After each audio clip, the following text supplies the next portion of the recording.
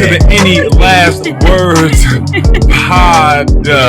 My name is Earl Lonnie Hooks. A very special thanks to everybody that will be joining us today on SoundCloud, Spotify, Apple, as well as YouTube. The God in me honors the God in each and every one of you. Today, we have the wonderful, the beautiful, the chia seed right. Earth Lady herself, yes, of course, creator of Borinquen Botanicals, Van Marie Pobentud Suarez. Wow. I threw the accent mark right where it was supposed to be, correct? That's perfect. That's important. Suarez, not Suarez. Suarez. Yeah, that's beautiful. Suarez. Perfect. Thank you very much. Very Puerto Rican in here today. Puerto Rican as fuck, if you may. No, I'm kidding. How are you, before I set the tone, how are you today? I am doing absolutely phenomenal. And not only because I'm here. Have I even asked you that today? Like, you even off? Like, did I ask you? No, you most certainly did not. Okay, I'm a piece of shit. Yeah, no. And that's why I wanted to say not because of only the podcast, just in life, just being myself in the world. What did you eat this morning? This morning, I had a double shot espresso vanilla latte, only 8 ounces of milk because I don't enjoy the 16 ounces of milk. That was a nice little change. You're welcome. Thank you. Wait a minute. I went to Starbucks before the gym. I feel you. So I just asked you what you ate for breakfast, and you told me a shot, some espresso? Well, that was part of my breakfast. All right. And then I was going to say the egg white feta wrap. Egg white feta wrap. Yeah, I just thought that was my full breakfast. Fantastic. Let me set the tone. But how are you today? Oh. Because I don't think I asked you that either. I don't think anyone ever asked me that on here. I don't think. No one ever asked me that. I think Keon asked you one time. That's kind of the thing with being a host. People don't ever give a fuck about you. Yeah. They just want to come, they record, they have a good time, but they never think about asking you questions, which is why I told you I'm at some point in time, someone's going to ask me to be on their podcast. Yes. And when that time comes, I keep forgetting that you're never on the other side. Like, I know that we've spoken about it, but I always forget that has never happened before. And I also think I told you that to the untrained ear and maybe the untrained eye, the question may arise, well, what the fuck does it matter? Like, what are you doing differently if you just come sit down? Like, are you not? Because here's the thing. They're underestimating what you're doing as a host, is the point I'm getting at. So it's, well, you're just going to be talking same as you would on the other side, right? Right. Absolutely not. But at any point in time, if anyone listens has a podcast and they want to invite me, I'm going to come do it. Invite this guy. I'm sure it'll be worth your while for sure, to say the least. But what's funny is, do you think that I'll still end up facilitating the conversation? I don't think there's ever a situation that you would be a part of that you don't facilitate the communication or the time. Like, I feel like that you are just very good at it. As far as the conversation goes. Yeah. And depending on what's I don't want to step on people's time. Yeah, I feel like you may have a way about you that if maybe this is just not the best environment, I think that you do take things into account and try to shift the mood or just conversation most of the time. But yeah. Set the tone. You never answered my question, by the way. My day has been fantastic. I woke up, I had eggs. First time for everything. I ate twins. Oh, that's a whoa. Damn, that was strong. Good thing Keon's not here to drag it along. Twins. I cracked open in... Hold on a second. I'm sorry, that was good. I'm done. All right, go ahead. Mikey's definitely going to be listening. It's like, keep that one, Mikey. Like, super whoa. That's funny. I cracked open an egg and 2 yolks came out. It's been a minute since I've seen that. Oh, so you have seen that? Yeah, maybe like once or twice. I think it's a little bit more prominent. I've seen it a lot when I told you that I used to buy those fresh eggs, those farm fresh eggs. Yes. I used to run across some weird things sometimes. But, right, so the thing is, it just, it kind of, if you forgot, it puts back into perspective that you are Eating eating a chick, like it just wasn't really born yet. Yeah, like two of those things came. I was like, oh man, and then I scrambled them up. But anywho, scrambled eggs, cheese, sharp cheddar. And I'm sorry, before I have to throw this in there, I just remembered I had that moment last night. I bought a rotisserie chicken from Walmart. I was just craving like meat, so I just went and got. Whoa. Go ahead. Right.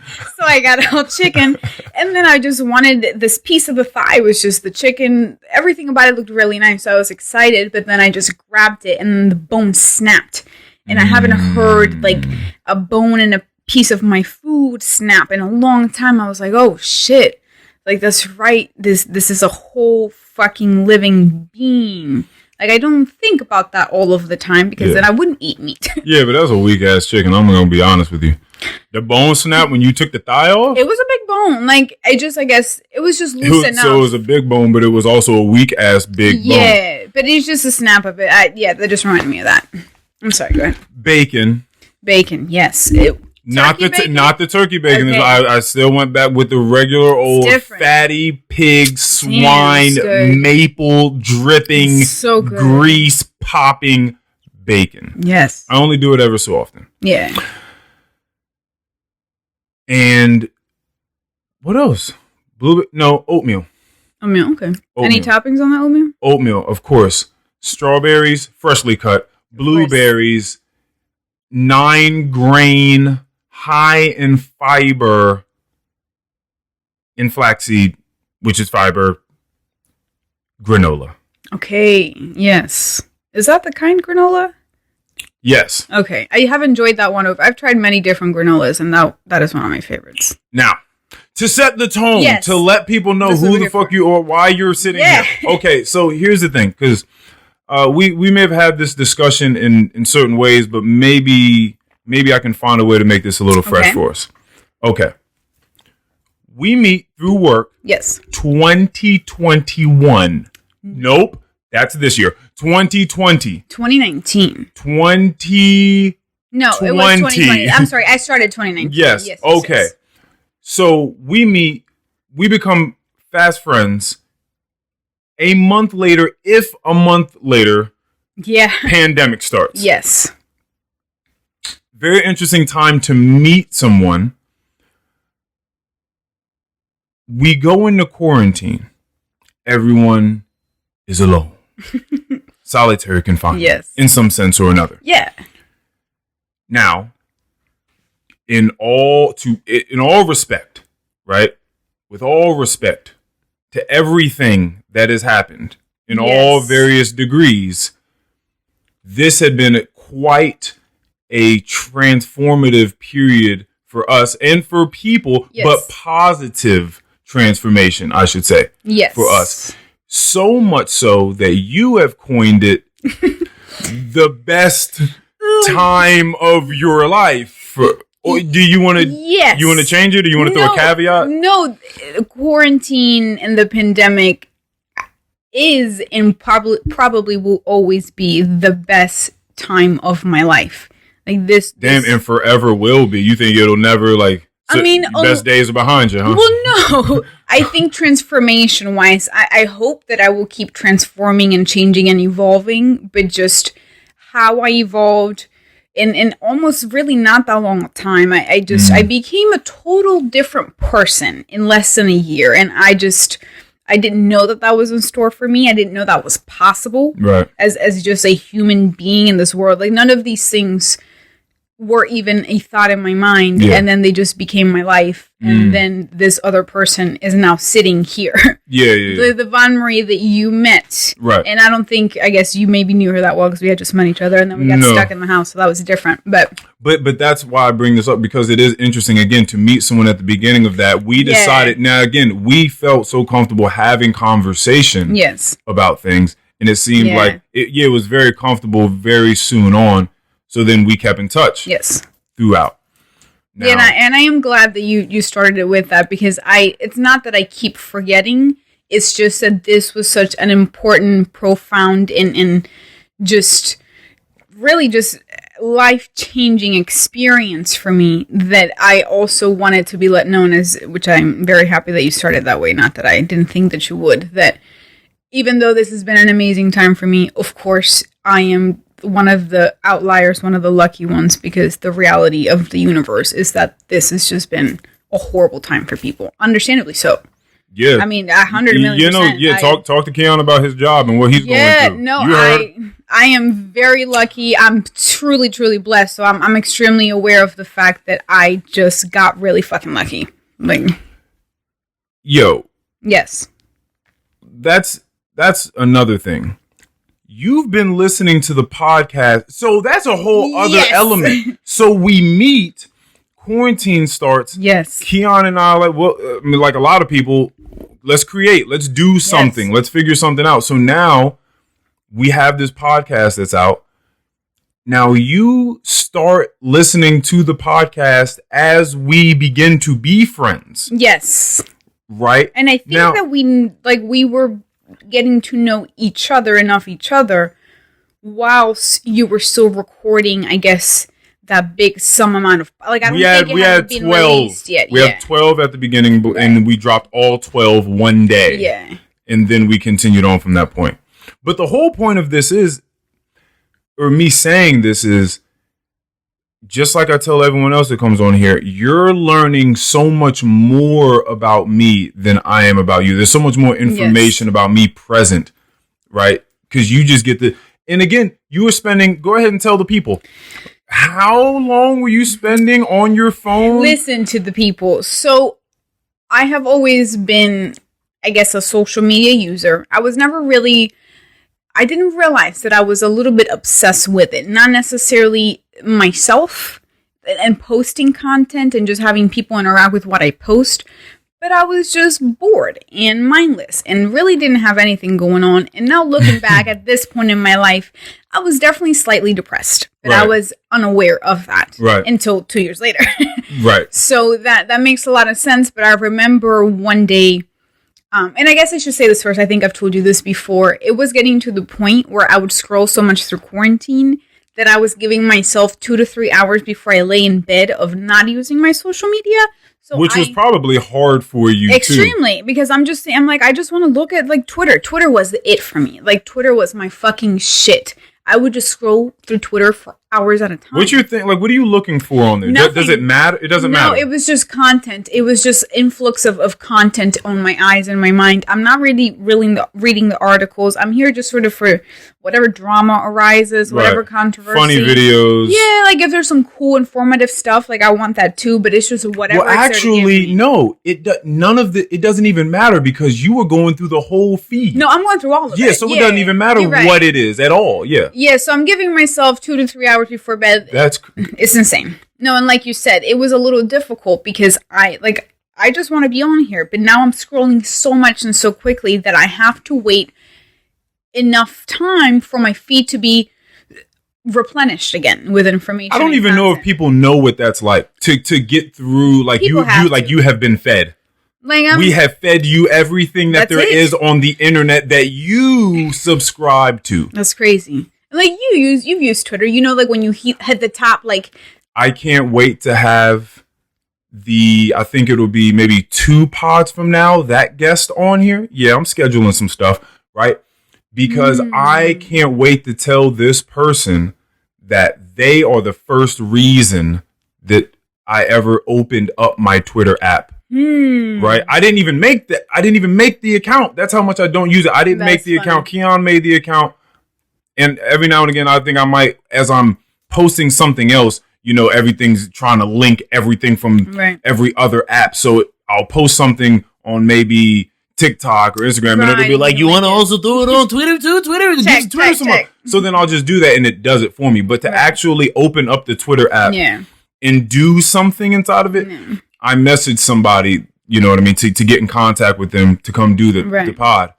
That was the first time that I'd ever opened it up to it. So no, I don't know about going through Twitter. I don't know how it works. I don't know if it's really if you really navigate it through looking at the people that you follow or subscribe to, Well, or if it's it's based mostly on just algorithms. or if it's mostly just retweets and you're just going through a rabbit hole, sort of like a YouTube. Well, I'm not really sure I've been off of Twitter for over a year and a half, so I'm not, or something like that, so I'm not really sure anymore, but I do know that it was an amalgamation of just random algorithms, sponsored little tweets of people that I didn't follow, but it was basically just based on the content that I liked from the people that I followed. So It wasn't necessarily all of their stuff. But anyways, I'm doing that. So I'm doing absolutely insane things with my social media. And then my phone lets me know. And I don't know if this has been a thing before. How long do you think the whole time screen notification has been on Apple? Probably since around the time that Doc came out and tried to tell everybody that social media was pretty recent, tearing everybody's souls apart. Yeah, so then I get to my notification one Sunday and it says Von Marie. I don't know how much my percentage was up, but that bitch was almost at 8 hours of screen time. And at that point, it was solely Twitter, Instagram, Facebook, and Snapchat. Like, I'm not watching YouTube videos. So you go to sleep for, say, on average, 8 hours? I mean, during quarantine. Yeah, like, I'm sleeping fine, but I'm only... No. The point is, there's 24 hours in a day. Oh, yeah. Subtract 8. I'm on my phone, all of it. Got you. Yeah, 100%. I got nothing. I was easily, you could catch me on my phone binge watching whatever show I found on Netflix with a full-size family bag. Those blue ones, if you know what I'm talking about, where it's resealable because you can just eat out of them forever. I used to devour that shit in a day. Mini M&Ms. At any moment in time. Phone in one hand, M&Ms in the other. The M&Ms, does it matter which bag you get? Yes. Like, these aren't Skittles. Why do they matter? Well, no. It was just the biggest bag I could find. Oh, just whatever. Yes. Just the biggest bag. Yeah, that was just the biggest one. But because outside of peanut M&Ms, and I don't know what else what else is M&M doing? Well, Matter they of fact, too many. M&Ms may be behind in the candy world. They may just be getting by on being M&Ms. But I don't think M&Ms have been that innovative. They're quite innovative. Like Skittles? They have many different fillings. Like, you can find a bunch of different sort of M&Ms. I'm not a fan of them, but yeah, I see them all the time. Give me 3. There's one with like fudge. You have peanut. You could do pretzel. I mean, I've seen the pretzel. Like you can do like whatever candy inside chocolate or whatever you can wrap. Yeah, I mean, I guess they're not that innovative because they're not. That's all I'm saying. You know. But yeah, but anyways, I will say, I don't know if you're aware, there's a difference between large M&Ms and mini M&Ms. Like in flavor. Okay. And it's not educate me. Well, I don't know what it is. It has to be their ingredients. Then you're lying. Then you don't know. No, ask anyone that eats mini M&Ms. And you can taste the difference. They're just a little bit sweeter. Yeah, just ask someone that has eaten mini. I'm going to figure out how they got more sweetness into these itty bitty M&Ms. I think it just has to be, for some reason, something different in the recipe because unless I'm just crazy with insane taste buds. It may be. So it may very well But I want to say I've heard this many times before. I'm done with M&Ms. So the point is, yes, I'm wasting you're all of my time. learning way more about me than I am you by listening to the podcast because you have nothing to do but scroll through Twitter and listen to the podcast, right? And I was on a trip with some people, actually, Mikhail. Okay. Right? We were going, and some other people, and we're headed out to a hike. And I said to them, in reference to you, it is refreshing. It is something new. And I thought just very adorable in a sense, I guess, to be able to have all of this information that I put into these podcasts while someone's getting to know who you are. Because in the beginning of most friendships and relationships in general, I think that there is, I won't call it a healthy bit. I don't know, but there is a chunk of deception. Yes. Right? Sure. But the thing is, you can't get that off if you're me. Yeah. If anyone, just imagine I meet someone new, just in general, and they want to know about me. And it comes across that I have a podcast, which is probably going to come, if you have a long enough conversation with me and you ask the right questions, good chances are you're going to find out that I have a podcast, which means I'm not given due to my own, I'm not crying about it. Okay, Stop I'm complaining, not, Earl, right, please. I'm not. Please stop. You're being funny. You're welcome. Okay, so I'm not being the victim about it, but I can't get that off the same way everyone else can. I can't give off that bit of deception and act like I'm this type. It's not really going to go off. But I thought that it was interesting, and I brought it up. I remarked on it to these people I was on a trip with, saying it really is something for someone to look into, peer into your heart, because that's what this is to a degree, and be there along the way. Yeah. Right? Like that's very true. It's a very interesting thing, because again, you don't get that from anyone that you know. You don't get that deep of information that quickly. Never, really. Never. That's what I'm saying. This is a very special case for sure. That's what I'm saying. So it's very, very, very interesting. But I thought that was a pretty cool start. Yes. To the friendship. So that's kind of where that went. Although this does connect to something we've spoken about recently, which is you don't really think that having the sorts of discussions with the sort of vulnerability that is exposed on this podcast is really all that vulnerable or courageous. So I have given this just a bit more thought, because we were talking about Will Smith and everything, and they just want more information. By the way, everyone, context, Will Smith, she brought this up. Yes. Will Smith, oh yeah, by the way, also, if you like The Fresh Prince, HBO Max, I believe, just got the rights. Oh. I think Mikey just threw that in the chat to The Fresh Prince of Bel-Air. There were a few shows people were waiting on like that. They're like the huge whales. Think about that. Friends. I don't know where Friends is. Wherever they're at, they're making a lot of money. Yeah. Seinfeld, Netflix got them. Fresh Prince of Bel-Air, that was another one. HBO Max. Damn. That's a good one, too. There are a few shows like that are like huge whales that people been like waiting to reel in. So that's the case. But for the listeners, what she is talking about is Will Smith has the Best Shape of My Life documentary coming out on YouTube. And so he is supposedly being very vulnerable about his life and showing that this facade of a character that he's been his entire life is just, it's not him. It has just been a very thin veneer. And we've all been fooled. Right. And he's actually a much deeper, vulnerable. He's a real person. He's a real person with real life experiences in the human world. And real layers to him. Yeah. Exactly. And so that's coming across. So now continue. Yes, thank you for that. So I think something I forgot to mention last time, I just thought about it after that conversation, is that we have just gotten to know each other for a while now. We've had so many conversations over the past year and a half. And you have always been one of the most open and honest people I have ever met. So not only are you just open and honest in just your everyday life and conversation, and you have this platform, and you're easily one of the best communicators I have ever come across in my life. So all of this together, it would only make sense for me that you are as open and honest and as vulnerable in your platform. Like, I wouldn't expect anything else. So it would be apt to say that you take it for granted when it comes. Yes. We've had this conversation. No, 100%. When people are good at what they do, or they 100%. Do whatever they do for however long it takes, we become accustomed to it. And then it's like, oh, well, that's just so-and-so doing whatever. But you kind of take it for granted.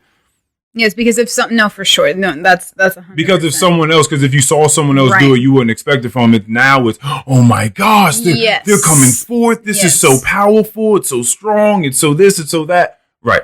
Okay. But that is, and that is not to say that what you're doing is not vulnerable. I'm not even trying to get that. I know that you're not. No, that's not what that is. But it is. It's just for someone like me who has just gotten to know this being and just know that you are just fucking open and honest 1,000,000% of the time with everything. Like it's absolutely everything. So this combination of everything, it just makes sense. But I've just gotten accustomed to it. I'm a little spoiled to this way of delivery and communication. So now. Yes. Now we can get into the Puerto Ricanness of everything. Okay. But you know, I make that joke, but it's actually the core. It is. Of what's going on here. Now, two different ways in particular we have to talk about that made quarantine what it was for you, right? Yes. One of them, let's talk about the diet. Okay, so I'm going to be very open and honest and vulnerable here, and I hope that this is not just me trying, this is not just me trying to just be what is that word I'm looking for? Brave. This is, okay. I was fat as fuck. Essentially, I'm not gonna lie. I weigh 135 now. Earl, I was almost 200 pounds. That shit is ridiculous. My little body should have not, I should have never even gotten 5'2" close. You are, right? Hardly, on the dot. I'm just right there. 5'1.75". 5'2", but I feel like it's just right there. Whatever. I'm 5 feet, whatever you want it to be. But when you get older and you shrink, though. Well, I hope that I don't. For sure, yeah. It's fine. Go for it. Okay, anyways, it's 5'2". So, reference point, I weigh 135, 137 at the moment. I used to weigh almost 190 pounds. I was 185, 187 at my heaviest. Do you still have a hard time? It didn't seem like you did just in this moment telling people your weight Absolutely right now. Not. Yeah. Is it because of where you were, or did you not have a hard time back then telling? No, I never have, but back then I had a false sense of confidence. So maybe had I been aware of the fact that I was in fact unhealthily? Yeah, unhealthy. And by the way, just for anyone that may be listening too hard, you're not saying that you had a false sense of confidence because you were bigger person. Correct. Yes. It was just for many reasons underneath. Yes, that. I found out recently that it was a false sense of confidence, as many other things, because I didn't know who that person was. But anyways, so it was quite large, and pretty much my whole life I've struggled with stomach issues. Yeah. So discomfort is just a way of being for me. Pain is a way of being. It took years to diagnose my irritable bowel syndrome. So if that's something you struggle with, I feel you. That shit is horrible and it is hard. So I have that going on, and then I found out I had issues with my thyroid, which is why I have always been on the heavier side, because my thyroid is extremely underactive. On the ground. The thyroid, if you could, for 101 for dummies, if you know what the function of a thyroid. Well, I'm the dummy in it myself, but from what I've been told, I should do a little more research, but it has to do with my what is that G word for? The G word for globina, mi globina. I forget it. I just think of it in Spanish. But anyways, it just has to do with the metabolism. Okay. That's what I'm looking for. Sorry, I was thinking of it in Spanish. But it just has to do with my metabolism, and that it's very, very just slow and low. And that's why I have an easier time retaining fat than losing it. Okay. Because I can easily gain weight, but it takes a long time. But yeah, it just kind of slows everything down in my body. Yeah. And it's not comfortable. It makes things to digest just a little bit more difficult. I really don't know much about the thyroid, so don't take anything that I said as medical. I don't know shit absolutely about it. Not. All I know is that it slows everything in my body, and I have a hard time processing food and storing it and fat and all things like that. So anyways, I'm fat. I'm about 190 pounds. I have issues with my stomach and my thyroid. Oh, shit. So I would like to say, maybe I'm getting too deep into it, I've gone to specialists for years for both of these things. And I had a specialist, very nice lady in Charlottesville, used to take an hour and a half trip for a 25-minute doctor's appointment. That shit was brutal. But anyways, neither here nor there. So what she recommended for my thyroid, sorry, not my IBS, my thyroid, was a raw vegan diet off the bat. Mm-hmm. I'm 19 right when I find this out. I told her, I said, I'm not going to do that. I'm just not. And I also knew that I didn't want to take any medication if there was something I could do about it. But she just told me that I had to eat healthier.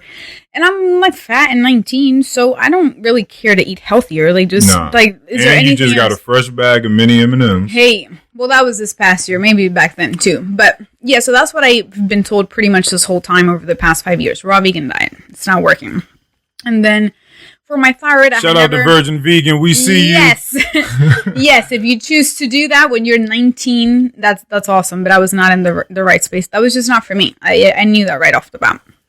And I get that. I get no information for years. I feel discomfort for years. My stomach, I eat a bunch of things that are part of my daily diet, but I feel bloated and pregnant multiple times a week. But at this point in time, you probably almost wholeheartedly believe that pain and discomfort is your way of life. 100%. And that is what it is. Yeah, and that's what I came to. Since I was 19 until quarantine summer of 2020. I'm 25 now. I'm going to be 26. Right. I have passed out from irritable bowel syndrome pain. Like I knew. Yo. Yeah, that pain, that shit was hard. I remember, like on multiple occasions? Yeah, I had to go to the hospital twice because my body was severely dehydrated. And I had some other things going on, but I wasn't aware of that. And just dehydration and the pain killed me. And I remember the last time it happened, I was like, hey, I was in the living room with my dad. I was like, I think we're going to have to go to the hospital for this one. And I remember dropping to the ground. Next thing I know, I was in the hospital. Having a stomach ache so bad that you pass the fuck out and it sucks is because insane. It's not like I would have preferred to black out. I've blacked out before. And that's nicer because you're just like, you're tuned out. But it's sort of like you're in another dimension. Like you feel so ill that it almost feels like you're dying. I don't really know if that's what dying feels like, but it felt like that to me. Mm-hmm. And I just remember being in the back seat, just like, fuck. I was like, if there's a God out there, like, I'm not going to do anything wrong again. It was one of those moments. Oh, yeah, we know the moments. Yeah, it We've was all like, had those. This is absolutely, like, I can't bear it. Like, I don't want to even fight it. Like, I'm done. I'm exhausted. It was horrible. So thankfully it has been a very long time since that's happened, and hopefully it will never happen again. So that was my life. Yeah, I just totally told myself that, hey, this is just a way of life for you. Discomfort, being bloated, like you're never going to have a flat stomach. And I was aware that I was not eating healthy nor working out. Those were taken into account. But I said kind of fuck it, because even if I do these things, my body just does not react well to anything. Like this is just a way of life. So maybe now that I think about it, the narratives that we spin in our heads, that cognitive distortion is amazing. It means everything. Amazing. Again, for people that didn't listen to any of the pods when I did recommend it, the book Reconcilable Differences by Donna Markova, PhD. You got to throw that in there because they be getting upset when you don't. And Angie MacArthur. Yeah, she's crazy. Just playing. Yeah, she's just playing. She's just Angie. She's just Angie. Miss but Angie. That is for sure. The narratives that we spin in our minds shape everything. Shape everything. When you get to that part when they talk about rut stories and river stories. Yeah. It's absolutely That's a good insane. Analogy too. That's a beautiful one. It is the stories that we spin in our minds that stop us, that are hindrances. It's so easy. It's so easy. You just tell yourself, like I don't eat well, I don't exercise for shit, I don't take any vitamins of any sort. But that's not why I'm not healthy. I'm not healthy because this is just the life that was given to me. It's just the irritable bowel syndrome and the thyroid. Like it has nothing to do with everything else. Right. So I think that was definitely a big part, unconscious or subconsciously, of why I was not taking the fuck? What? Nah, stop talking. Hold on. What? So you're telling me that you kept going to these? Yo, what's up with doctors? Specialists. Like so I went to the best of the best. That's fantastic. So you go to these people and they say nothing about exercise ever. Nothing. No one ever said anything about exercise. Like no one. No, I mean I'm sure it was mentioned. Like you should probably work out, but it was never something that was honed on nearly enough. Like no one ever told me, hey, like for your height and your age, maybe you are not the best weight right now. Maybe you could lose some pounds. Like what if we tried these nothing? Like I was just raw vegan diet. When she told me that, I was like, yo, bitch, look at me right now. Like I was just looking. I told her straight up, I was like, hey, I'm gonna let you know I'm not doing that. So what else do you have for me? Right. She had nothing. Oh. So long story short, I'm just going to be unhealthy for the rest of my life. I really do feel uncomfortable in my own skin almost 100% of the time because my body is just so inflamed. At that point in time. For the past 5-7 years of my life. But not this moment. Correct. So, thank you. Mm-hmm. So quarantine hits and I remember sitting on, and probably it was around the same time I quit social media. So when I got that notification that I was on my phone for almost 8 hours, I looked at that shit and I said, oh my God.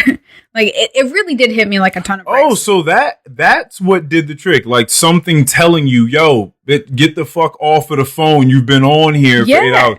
Oh. I wasn't realizing. No, it was only like, this a few hours a day. Like, it's not that long. Okay. Yeah, and then I did, I wasn't aware that I was spending, because I was just mindlessly scrolling. Yeah, you weren't. Even though you were on it all day, you weren't aware that you were on it all day until the phone told you, "Hey, you've been on me all day." Well, like days just start kind of merging together, and it's quarantine, and I'm at home with my parents. Like my sister just moved out.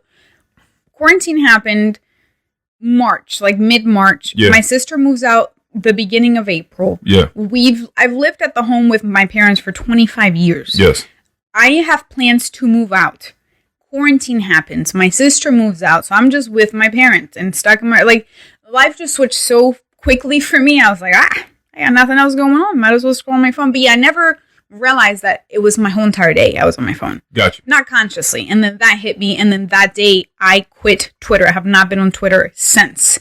I do take my time, and obviously I have Instagram and Facebook for my business, and I check Snapchat every once in a while, but it is extremely mindful interactions. It is nowhere near close to what it was before. It will never be. Right. I can't, because I know that, at least for me, I can easily open any of those apps and be there for hours. Mm-hmm. Really, Facebook, their algorithms, it's really phenomenal how these things work. It's absolutely mind-blowing, because watching that documentary, if you haven't, what is it? The Social Dilemma? No. Yeah, Social Dilemma. Yeah, please watch it. Yeah. But yeah, just having that information in the back of your head and then actively scrolling through Facebook, that shit is absolutely terrifying. Okay. It's ridiculous.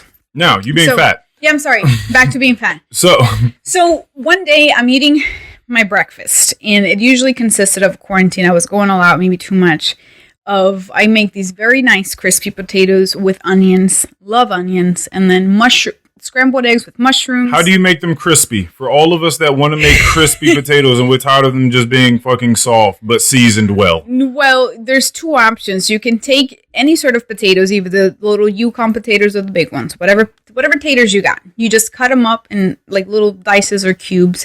You get the oil nice enough and hot on the pan, and you just kind of keep running them through the oil and kind of switching them around. Yeah, you toss them around. You can do that, or maybe air fryer. I saw my first air fryer for the very first time. You've never seen it? No.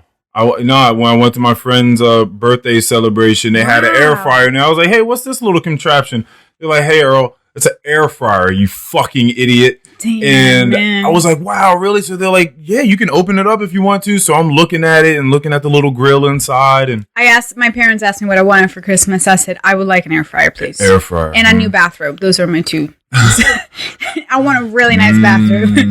Old people gifts. I enjoy that. Yeah. The one that I have is just too old. I want something that covers my whole body. But anyways, I need me like a silk one, like a kimono. I need a That's what I want, a kimono, like those a are not real. Warm enough. Like, I don't give a damn. I'll put something on underneath it. But I want like a very nicely embroidered kimono. Yeah, those would be nice. They're beautiful. There's some gorgeous bathrobes. Maybe that's what I'll ask for Christmas. But okay. Yeah, so I'm eating one of these usual breakfasts, and I was looking at some pictures recently. I was eating for two for sure. Like, I wasn't aware of the fact that not only am I eating. What does that mean? What do you mean eating for two? I'll show you a picture later, but it looked like 3 to 4 scrambled eggs with onions. I probably cut up like 2 average sized potatoes, maybe 3-4 inches long each. Okay. And then, I may have like a little avocado toast. Yeah, it was just a little too, like in size and quantity, it was just too much already. Yeah. But then I wasn't taking that into account. That was probably a big part of it. But even regardless of the size, my body would interact with the food the same. And I remember eating this one breakfast this certain morning, and I just felt so ill. I felt so gross, and that was kind of peak quarantine depression for me. It was quite early on. Like, this took weeks. Like, it wasn't even a month in, and I knew I had to make changes. Like, something's got to give, because my quality of life, like, is shit already. Like, I don't feel well. Yeah. Like, I physically. Like, how much worse can we get? Yeah, like, I don't feel well. I was going through things from a few months before in a bad relationship that wasn't really whatever that was. trying to figure. We can get into that. We can get into it.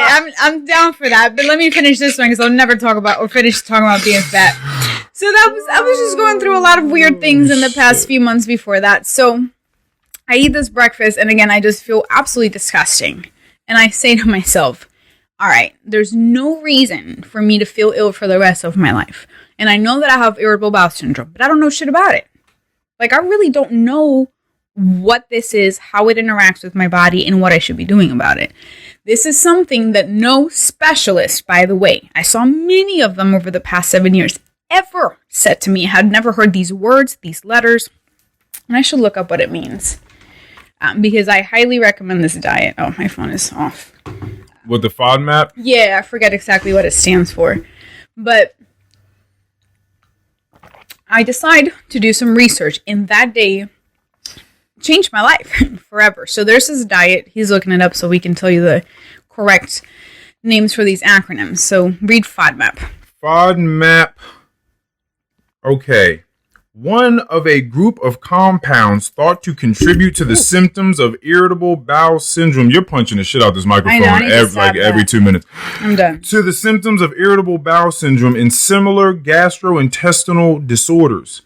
The term is used mainly with reference to a diet that is low in these compounds, which are mainly carbohydrates. Okay. Barley, yogurt, apples, apricots, pears, cauliflower. I don't think that this isn't giving me like it doesn't really matter. Well, the names do if you're interested. But anyways, it's FODMAP, FODMAP. So I look up online what could be done for irritable bowel syndrome. Immediately, FODMAP is thrown in my face. I started looking into it. This is the Monash University in Australia essentially just figured out that all of these factors in food, the FODMAPs. Okay. I forget again their names, but all of these different things in the foods that I eat interact with the bacteria in my gut completely different than someone like you. So I guess maybe the top 5 foods that I used to eat all the time that are completely fuck me up sometimes if I eat them in excessive quantities are onions, mushrooms, avocado, cream, like heavy cream cheese, and gluten. This shit is wild. I can't read these. Here we go. Stands for fermentable oligosaccharides. That's right. Disaccharides. Monosaccharides, and polyols. Yes. So these are all little things that are part of food. I forget what, like, some of these are sugars. It has to do like with polyols, sugars. which are short chain carbohydrates, sugars. Yeah. That the small intestine absorbs poorly. Yes. Yeah. Some people experience digestive distress after eating them. Yes, that's very, very, very nicely put. You had some distress. What? Yeah. Yeah, my whole life. So I get that figured out. I changed my diet, and in 2 weeks, I know what being healthy feels like. I had no idea.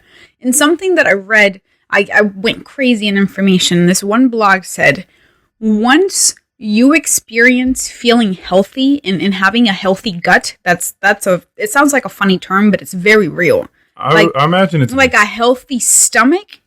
That shit is different. You will forget what being ill has felt like, and then you'll cheat for a day or two, and then that fucks you up, and it's like, oh my god, right? It's only been 2 days, and that has been my life for 7 years, but feeling this good completely made me forget about how ill I have felt for pretty much my whole life.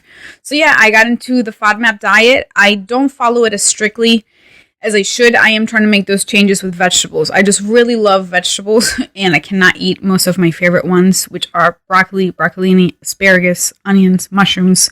So now I have to steer towards carrots and green beans, which is fine. But I could imagine that shift being wildly dramatic. I mean, that's a drastic shift. I mean, from unhealthy, because you're saying feeling good in your gut, and you even took the time to try to convince me that that's a thing.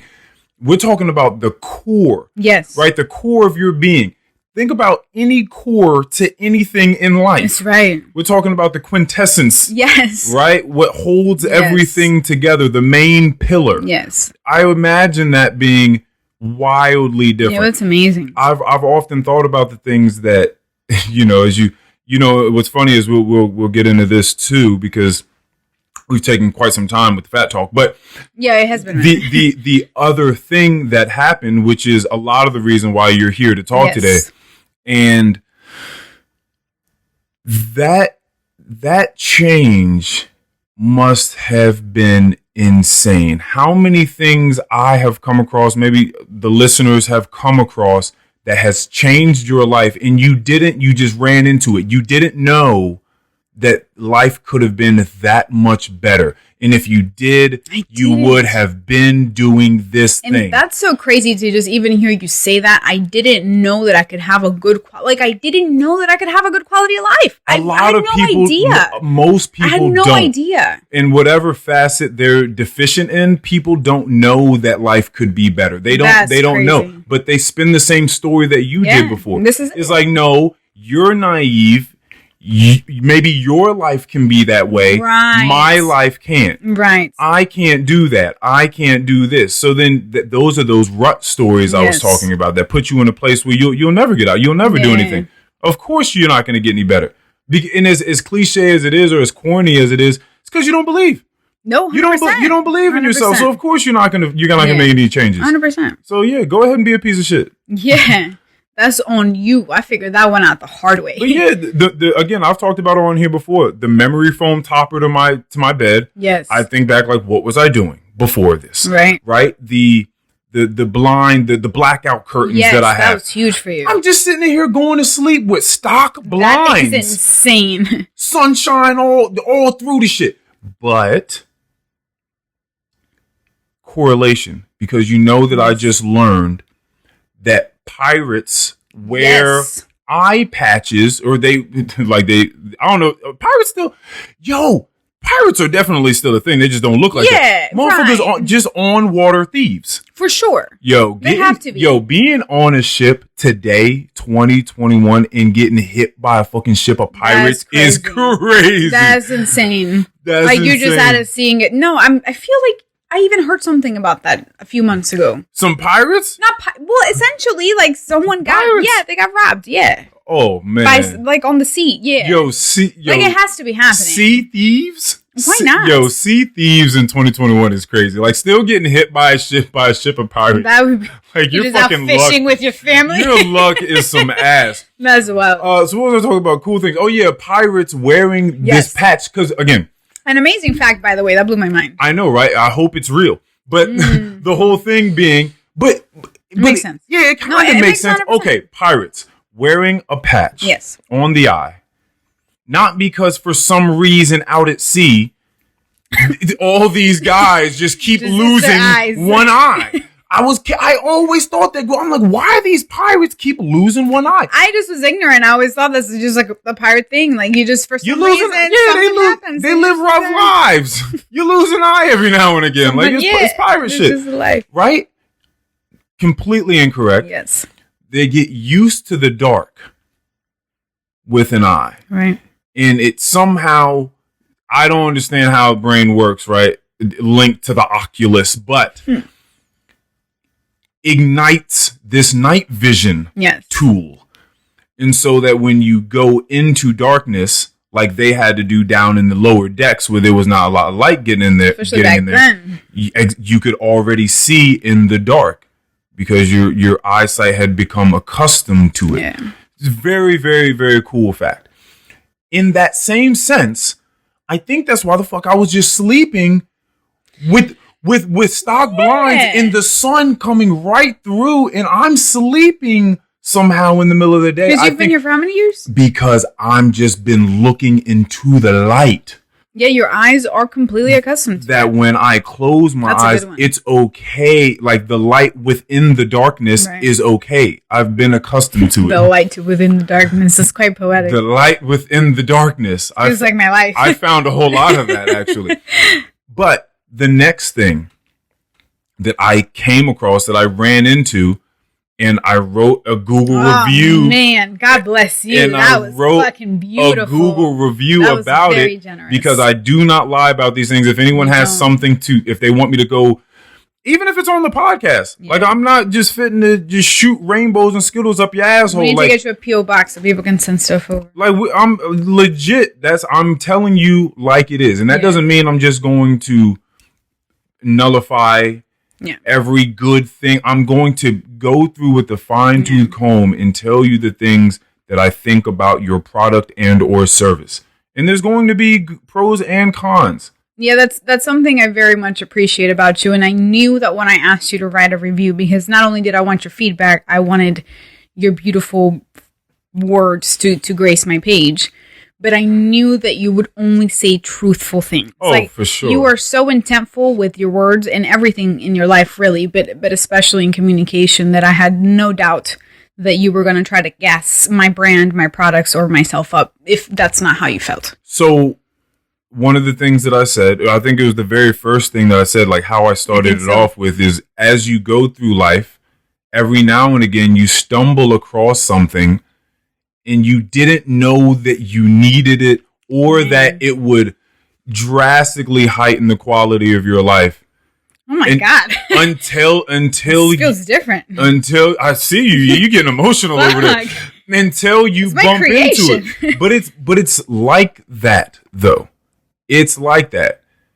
Borinquen Botanicals. This is one of the other main things that changed your life. Yes. During quarantine. Completely. Okay, so now we gonna stop being fat. You took up yoga. I did yoga for 4 months without stopping. You took a whole different diet. Yep. And you lost almost 50 pounds. Almost 50 pounds just through dieting and some in like yoga. 4 months. In 4 months. Which was crazy. I had no idea that was even possible, by the way. That was never my intention, which is really fucking awesome. That's what I guess enjoy most about my journey, is that I never really went into any of these changes with, all right, I'm going to get healthier and be, I guess, a more fit version. I just knew there were things that I had to do, and then everything just kind of came together.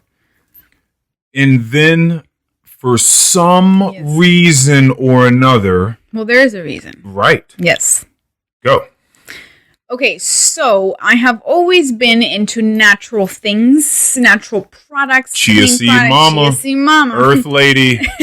Lady of the earth. Lady of the earth. You had said. Sorry. Yes, I like that one a little better. But I've just always been into these products. They're quite nice. I wasn't aware until I started my own skincare brand that these products were not as healthy as they, I guess, seemed from the outside. Your natural products? No, the products I was using before. Okay. Yes, thank you. So it's quarantine time. I am using these. I found this body butter at TJ Maxx that I really enjoyed. It was really nice. I just started experimenting with different lotions, different textures. I was finding a lot of cool products at TJ Maxx. If you know me, you know that's my motherfucking shit. I love TJ Maxx. So bargain shopper. So I am using all these cool little products, and something I have always struggled with is extremely dry and sensitive skin. I have tried everything under the sun to try to get moisture and hydration in my skin and try to retain it. Hasn't really worked out, and I had just a rough time with that, but I really enjoyed this lotion, but then we get stuck at the house. Did you ever go to any dermatologists? Or no, you were just trying to figure it out. I did for not necessarily the dryness of my skin, but honestly, this sounds horrible, and I don't have this view at the moment, but I have had so many illnesses that I have gone to experts for, and not a single one of them has been even remotely close to figured out. That never even crossed my mind. Right. Because you had lost your faith in professionals. Yeah, and the only reason I found out about my thyroid was because a nurse practitioner saw that my neck just looked a little bit, because I had an enlarged nodule. Okay. Yeah, and I still have it. I can feel it right now. But it just came out just enough, and she felt it, and that's, God bless her. She's the only reason I know. I really do feel like I would have never found that out. Because no one would have ever mentioned that. And I've had that for years. Yeah. That nodule has been there. So anyways, always had the affinity with clean products, struggling with skin that is extremely dry and sensitive. But again, that's just a way of life for me. So I just kind of gave up on that. I'm just going to try to do my best with whatever products are available to me. And then we get stuck at the house. We can't leave and stores are closed. So I can no longer go to TJ Maxx to buy anything because no one's leaving their house for months. And I try to find these brands online, but then the demand is so high that shipping is through the roof. So now I'm getting this shit for like $3.99 at TJ Maxx. Now it's like $15 online and I have to pay shipping. Like, I'm not in the mood to do that. Yeah, you damn right. People were killing each other over toilet paper, so you already know that some good creams wasn't. That wasn't going to happen. So I knew that I didn't want to spend the money on that. And then I thought to myself one day, and I don't really know how this. I've never really thought about making anything homemade. Like, I just never. Like, I did a face mask every once in a while that I looked up, but that was really the extent of it. And then I thought, how hard can it be to make a soap?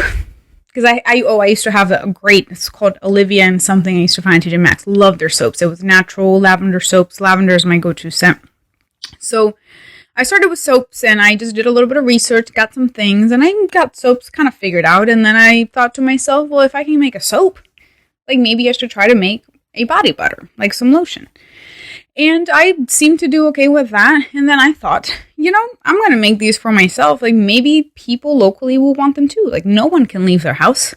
Okay, how long between maybe I need to get some stuff because I'm not paying for these ridiculous prices online to maybe I can sell this? How long? Like less than a week. Like, I had all the time in the world. So this didn't stay like a personal thing for too long. No, because But it did start as I need Yeah, this. it was for me. Yeah, 100%. So I figured out, like, I spent hours researching. Like, I just spent so much time trying to get as much information as I wanted. I bought a few little things here and there. Then I made some soaps. Then I made some lotions, and they seemed fine. And again, or I should say, I haven't said it before. I never started this idea as a business.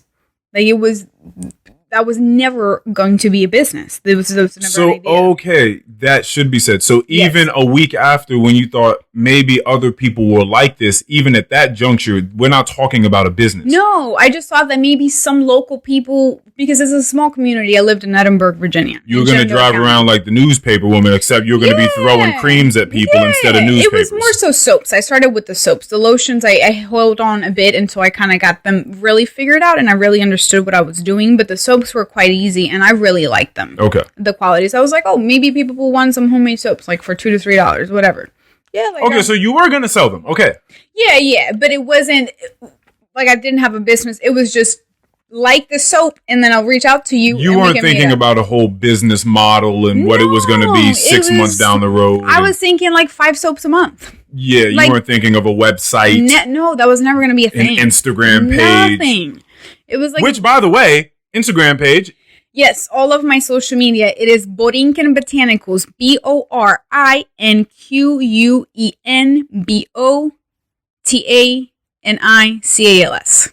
Borinquen Botanicals. Borinquen Botanicals. We're going to take a slight diversion from the story.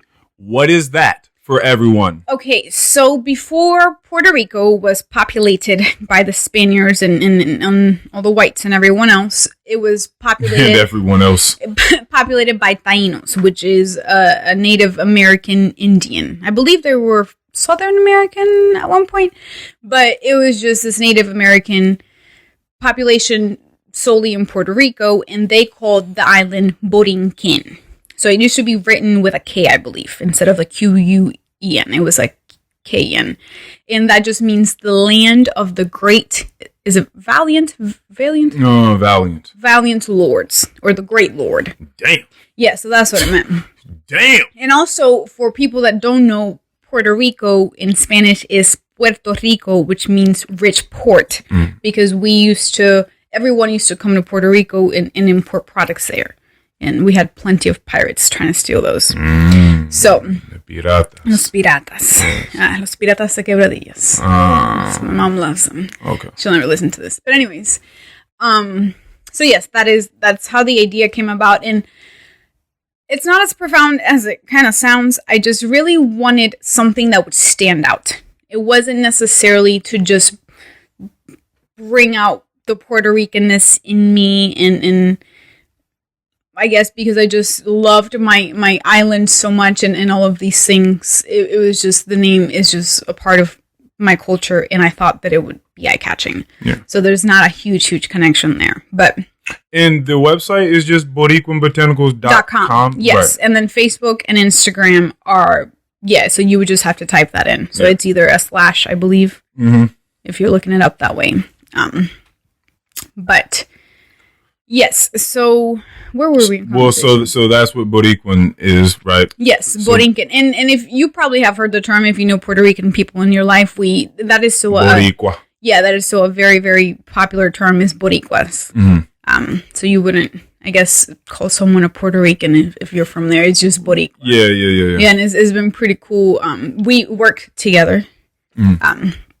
In case that comes up in conversation, but I was just telling you, I've had a few tables that I have waited on, and just people that hear me just listening to the accent. We have such a peculiar slang-ish Spanish or Spanglish accent that when you hear that anywhere, like, you quickly just be like, hey, Boricua, and that just changes everything. So I've had a few cool moments in the past few weeks with fellow Puerto Ricans. So yes, that is what Borinquen means and Boricua. Thing that you miss most about the homeland?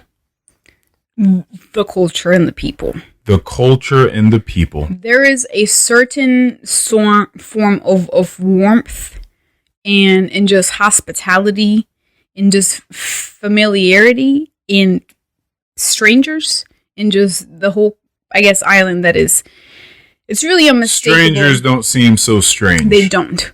And that is not to say that the whole island is just full of beautiful, fun, loving, caring people. There are plenty of horrible, unwelcoming, and quite rude people. Certain of it. So that is not to say that all of us are just absolutely gorgeous people that just love to love and hug and kiss.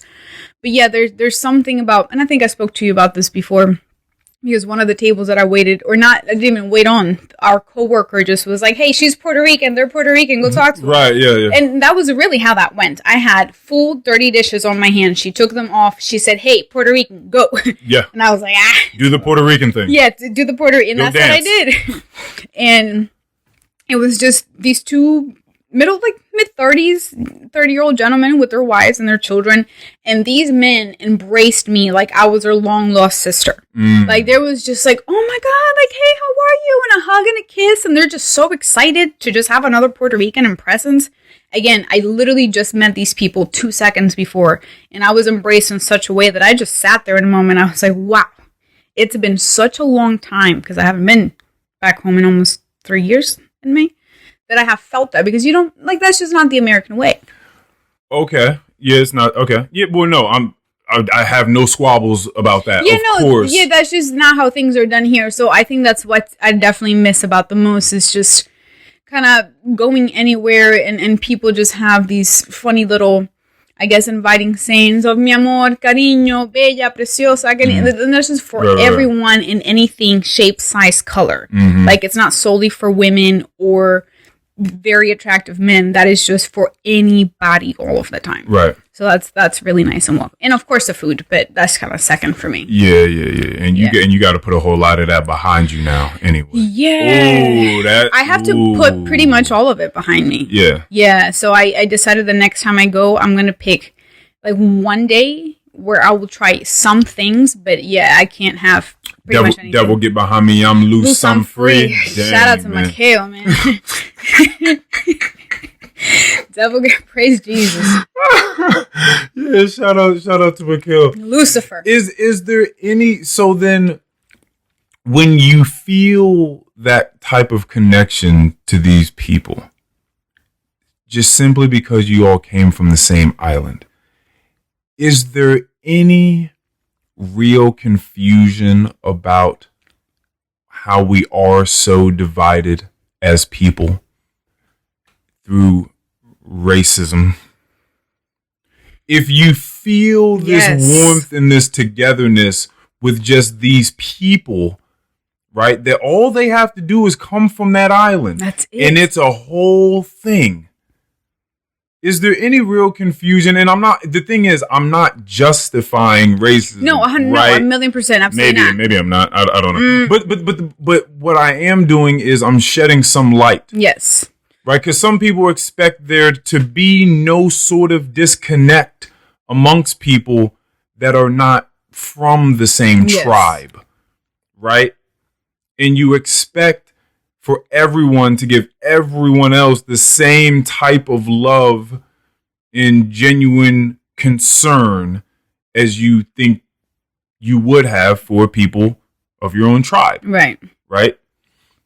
Is there real confusion there? Do you understand why that's the case? I mean, because again, it's not as though simply because they're not from that island, you now have to hate them. Right. No. But you're not feeling that connection with anyone else. You're walking around America saying, I'm looking around too, and just seeing people pay no, it still strikes me. It's really interesting because I was just walking through the store the other day, and it's crazy. It's crazy out there. It's weird that it strikes me so late in life that I'm still looking around. It's not like this is any different than what I've usually seen. But when I told you I went to that coffee shop and these two ladies came and sat down next to me, complimented me on my sweater, and then we got in all this sort of conversation. And I told them that they were just two bright lights in this place. That's what they sounded like to me, the way that you described them. That's funny that you say that. And then they told me how much they love Jesus, and a bunch of other stuff came up. But and that's completely fine. Right, that's fine. But the place was packed. But you can still see, if you have sharp eyes, certain people stand out.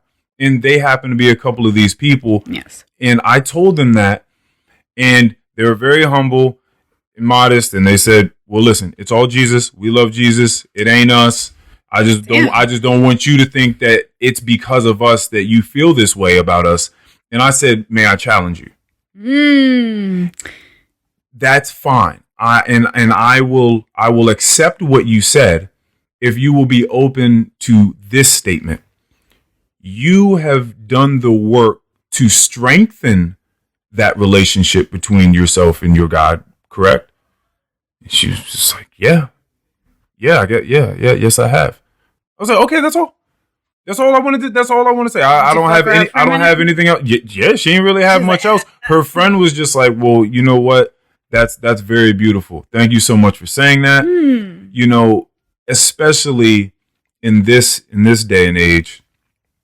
But I don't know. People have maybe always been saying in this day and age. Yeah. Because it's not like, because people be like, life is crazy, but it's like, no. Like, life is, it's always going to be evolving in a crazy way. It's like, oh, it's crazy times. You just happen to be alive for it. Yes. It's always been crazy. You're not going to give me any point, any period in life where shit wasn't crazy. For sure. Like, you just happen to be... Some Sodom and Gomorrah, that my father used to tell me. What is... It's in the Bible. That was like Jesus' time. People were fucking raping, killing each other. But that's... it's been it. Yeah, so that's the whole thing. So you just happen to be aware. You just happen to be a conscious being while this is happening. So you're experiencing the craziness. But she said, yeah, you just very rarely meet people that, again, aren't afraid or apprehensive about other people and their motives. Yes. So there's a whole lot of cynicism going around. Yes. You heard me talk about this when it comes to just taking in so much information from social media. You're not really talking to people, which was imperative, again, in our development. Our development in a friendship, because in a time when people needed people the most, people didn't have. Yeah. A lot of people didn't have someone to talk to. So we got to see a whole lot of change happen for us. But people are afraid. They read a bunch of stories about a bunch of different people and a bunch of different factions of people. It's like, oh, it's red, it's blue, it's up, it's down. Yeah. It's, the people that fight for this cause and the people that fight for this cause. And you read all these things. And again, people like your past self scrolling on social media 8 hours a day. Whole life. And you're not in touch with people like that. So you're believing what's coming on there, and you become narrower, and more scared, more frightened, more afraid of believing people. Your virtual reality. More cynic. Yeah. More cynical. So she just said, it's just great to see nice people. Yes. As simple as that sounds, Which is crazy that that's even a statement that you can make. It's just nice to run into a nice person every now and again that really looks at you when they're looking at you. And it's present, takes their time when speaking to you. Yes. Tries their best to understand you. Coming into contact with someone where you know that their objective in conversation is to understand you. Oh shit. That's different. Oh, that's crazy. That's crazy. It's been a minute. That's crazy. Since I've come across some people like that. Yeah, because people are walking around trying to let you know something. Yeah, right. That's a lot of what it is. In case you didn't know, let me tell you. Let me tell you what life is. Yeah. Right? So it's a very, very beautiful thing. And I kind of forget where I was going with all this, but the whole point is, we were talking about racism and well, yeah. So the whole point is it's not necessarily a justification, but I think that it is some insight. You could see why that would be the case. Yes, because something I remember, and maybe these are some false memories or they're a bit skewed, but I very much remember growing up and not really. I knew obviously racism was a thing, of course. It wasn't that I lived under a rock and didn't know anything, but we have so many different colors and shades, especially in my family, that it was very, like, you didn't hear about racism all of the time. Yeah. Like, it was, obviously it's happening, people are getting killed, whatever the hate crimes may be, that is extremely prevalent, but it's not happening as often, and especially because we're smaller, we're tiny we're nothing compared to the United States of America. So that's definitely a big part of it. But I took some friends to Puerto Rico 2 years ago, last time I was there, and watching them interact with the whole island and watch the island interact with them was one of the most beautiful things I have ever experienced. Because two of them, I took 5 friends. 2 of them were a married couple. The other one was engaged, and then it was my other best friend and I. And they had been to Puerto Rico before, so they kind of knew what it was about and they loved it. But these other 3 individuals had not. And the one guy, cool, he was quite outgoing, and I just saw him just kind of come alive in this place and not realize that strangers could be so warm and welcoming. Because that's not where he grew up, especially because of his background. But I remember watching them all of the time and interacting with the environment around them. And they were just over the moon. We had this, we rented a beautiful Airbnb, and this gentleman, he was kind of the groundskeeper. Right. If you may, Orlando. He only spoke Spanish. I was the only person in the house who spoke Spanish out of 6 people. Right. So if he needed something or if we needed something, I had to be translating. And one day I was in the bathroom, and I come out of my bathroom because we all felt pretty comfortable with each other, and they're just like shooting the shit with Orlando. Right. They don't know any Spanish. He doesn't know any English, and he's been there for like 45 minutes. I'm like, what the fuck is going on here? So they just making noises at each other and like gestures. Right, and they're offering coffee, and he's trying to like look up things on his phone, and I just came out there. They're like, oh, like we were waiting for you. Like he has some things to tell you. But I was like, oh, no one came and got me out of whatever I was doing. I wasn't aware, but they were having a great time, and I just thought, wow. Like, I don't see this really I've never seen this happen before. Not with another language barrier, nothing like that. So, yeah, I think things are a little bit different. And this reminds me of the talk that you were having with Mikhail and Sylvia about boundaries, about children having their own boundaries. And we had our own conversation about that.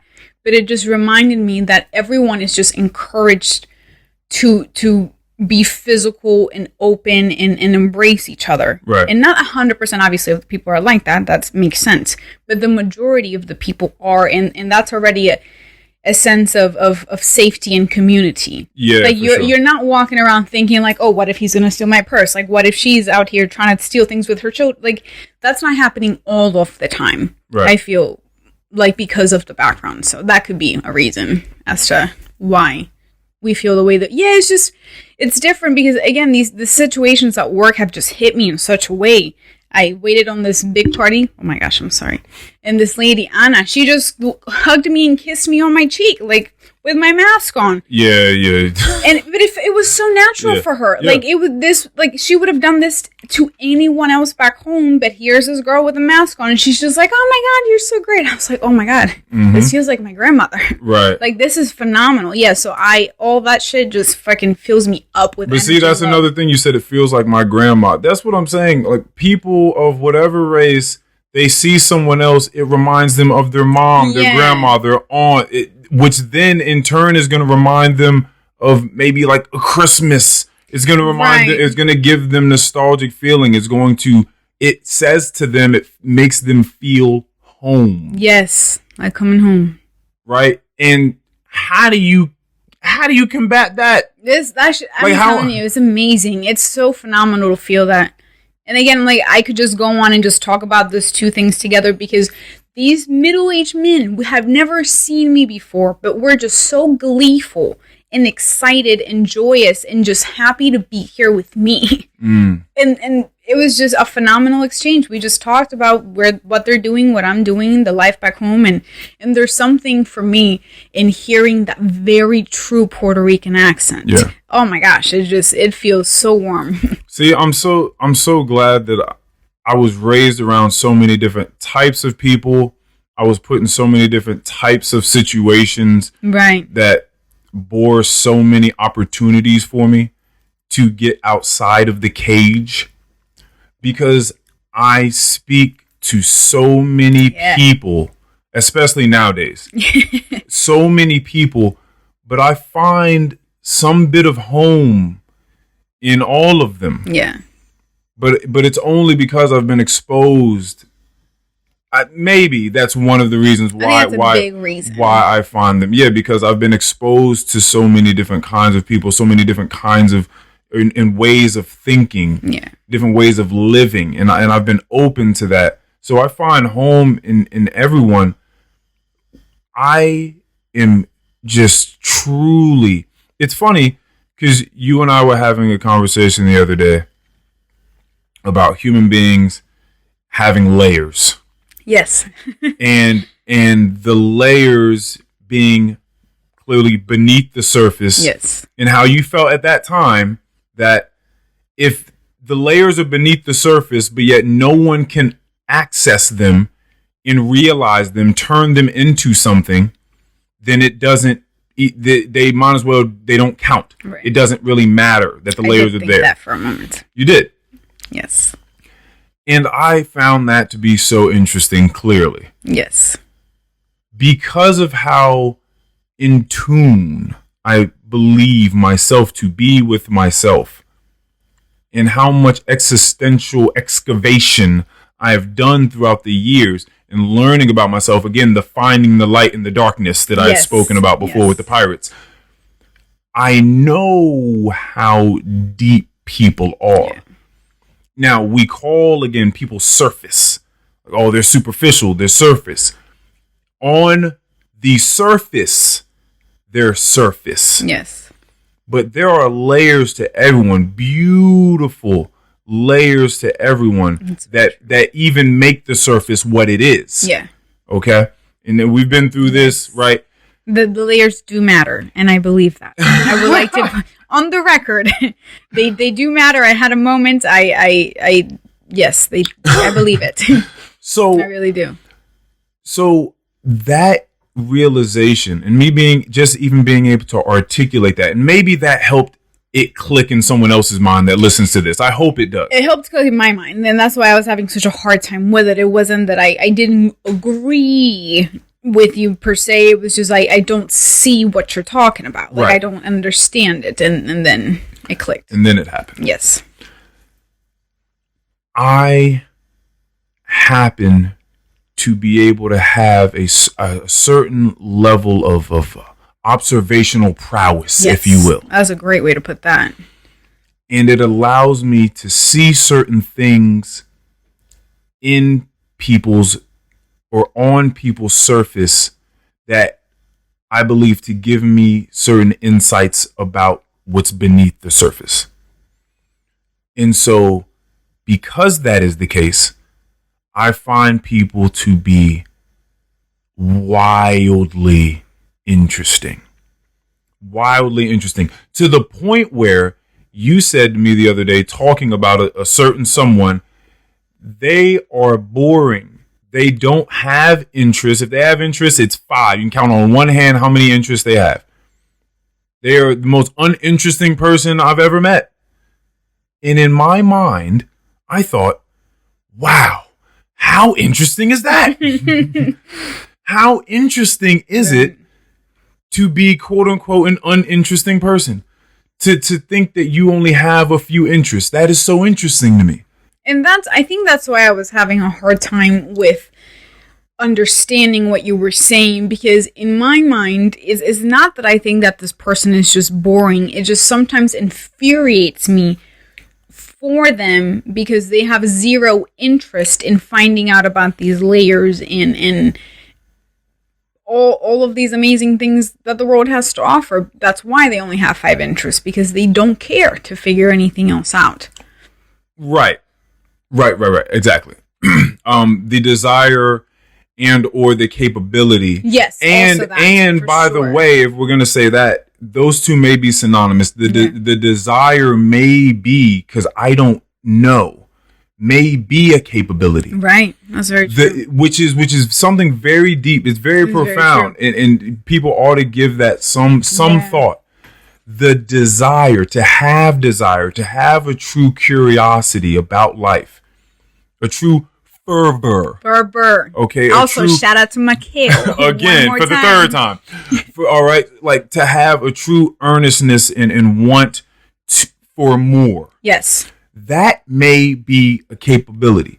That may not just be laziness from someone. It could just be they don't have the desire and curiosity factor in them. But that shit just blows my mind. Like, even trying to conceptualize that. But it interests you. Absolutely. And absolutely. So my whole point is, when I look at people and I talk to people, I'm blown away, like, every time. For some reason or another, they may know it, they may not know it, I may not let them know it all. But when I talk to people, they're showing so much more than they think that they are to me. Right. And just the layers, the compounding of all the information and all the traumas, all the past experiences, all the knowledge that they've gotten on the way, all the emotions in any given moment during the conversation, all these things being stirred in the pot at once, and I get to see it. It is very cool, by the way, and I guess it just feels different because we're sitting across from each other in pod mode, but it is very cool to just know someone in your life that has such a deep and genuine curiosity in human beings. Oh, yeah. Like that, because it sounds even kind of funny. I've never even thought of that before you started mentioning that to me. Curiosity in general, or just curiosity? of humanity and the human experience. Like that concept in itself, I don't think I've heard really many people outside from the intellectual dark web talk about these things. So I think that's very, very awesome, because to me, it's a very smaller version of that. It's more so about myself and why other people are not as curious and as open and as vulnerable as I am, which is a horrible way to look at it. For sure. Yeah. So, which is why I'm taking things into consideration and making changes in my life. But, but yeah, I think that's absolutely phenomenal, that because yours is so genuine and it's for just everyone and everything. There's not a certain group of people. There's not a certain niche that you go after. Is just humans and the human experience and what's behind all the layers. I think that's very awesome. Yeah, I mean, for people, especially people, listen, I like puzzles. Yeah. I like problem solving. I like those things. Yeah. So I'm looking at someone and they believe that they're uninteresting or that they have nothing to share or nothing to contribute to this entire world that they inhabit. That sounds so crazy. But that's wow, I know. It's just insane to just hear those words sometimes. It's very interesting being the problem solver. Yeah. Being the puzzler, the riddler. I can only imagine. Right? Trying to peel back those layers and figure out what they may not even know about themselves. Yeah. That's the biggest one. It's a very cool thing to have conversations with someone and just slow step it. Just go through things with people and have realizations happen for them as you speak to them. It's the coolest. Also, everyone, if you are ever interacting with Earl, just know that he's performing medical tests on your brain and you have no idea. You could be talking about fucking washing dishes. He is examining you. Well, we talked about this before, that people have, if you, the best way to look at it, I think metaphorically speaking, is a pool. Right, so you have the shallow end where all the babies stand. Yes, three feet, right?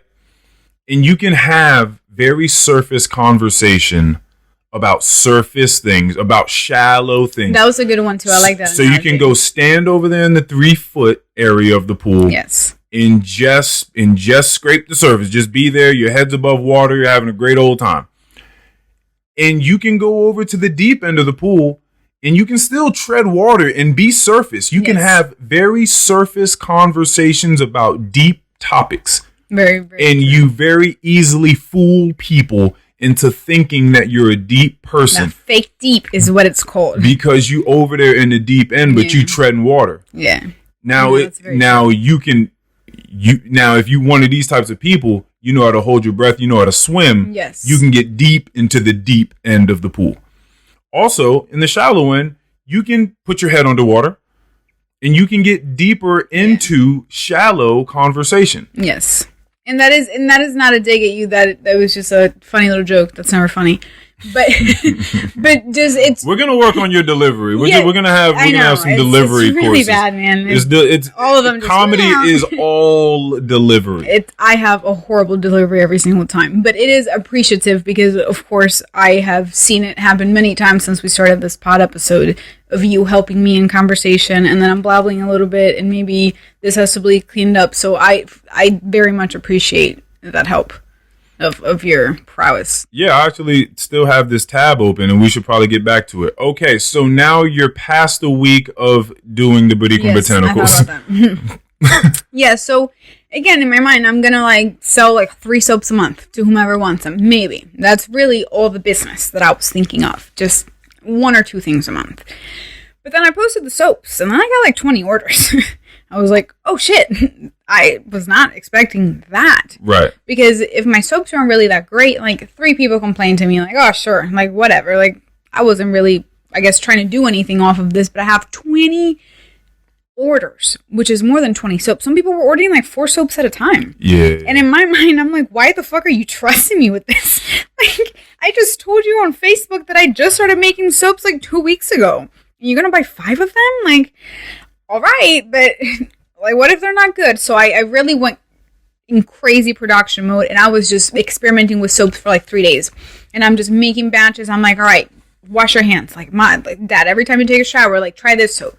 I'm just having, they're the only people that I have. Yeah, you have your little guinea pigs. Thankfully, so they worked well, and my father, thankfully. It's funny, I don't know why. I should ask my mom why she's not interested in natural clean products. She's never taken an interest in them. So my father, he's very much into health and wellness. She doesn't have the desire to know. She does not. So he was definitely, I guess, quite helpful with his description of what he did like and didn't like. And he's quite honest.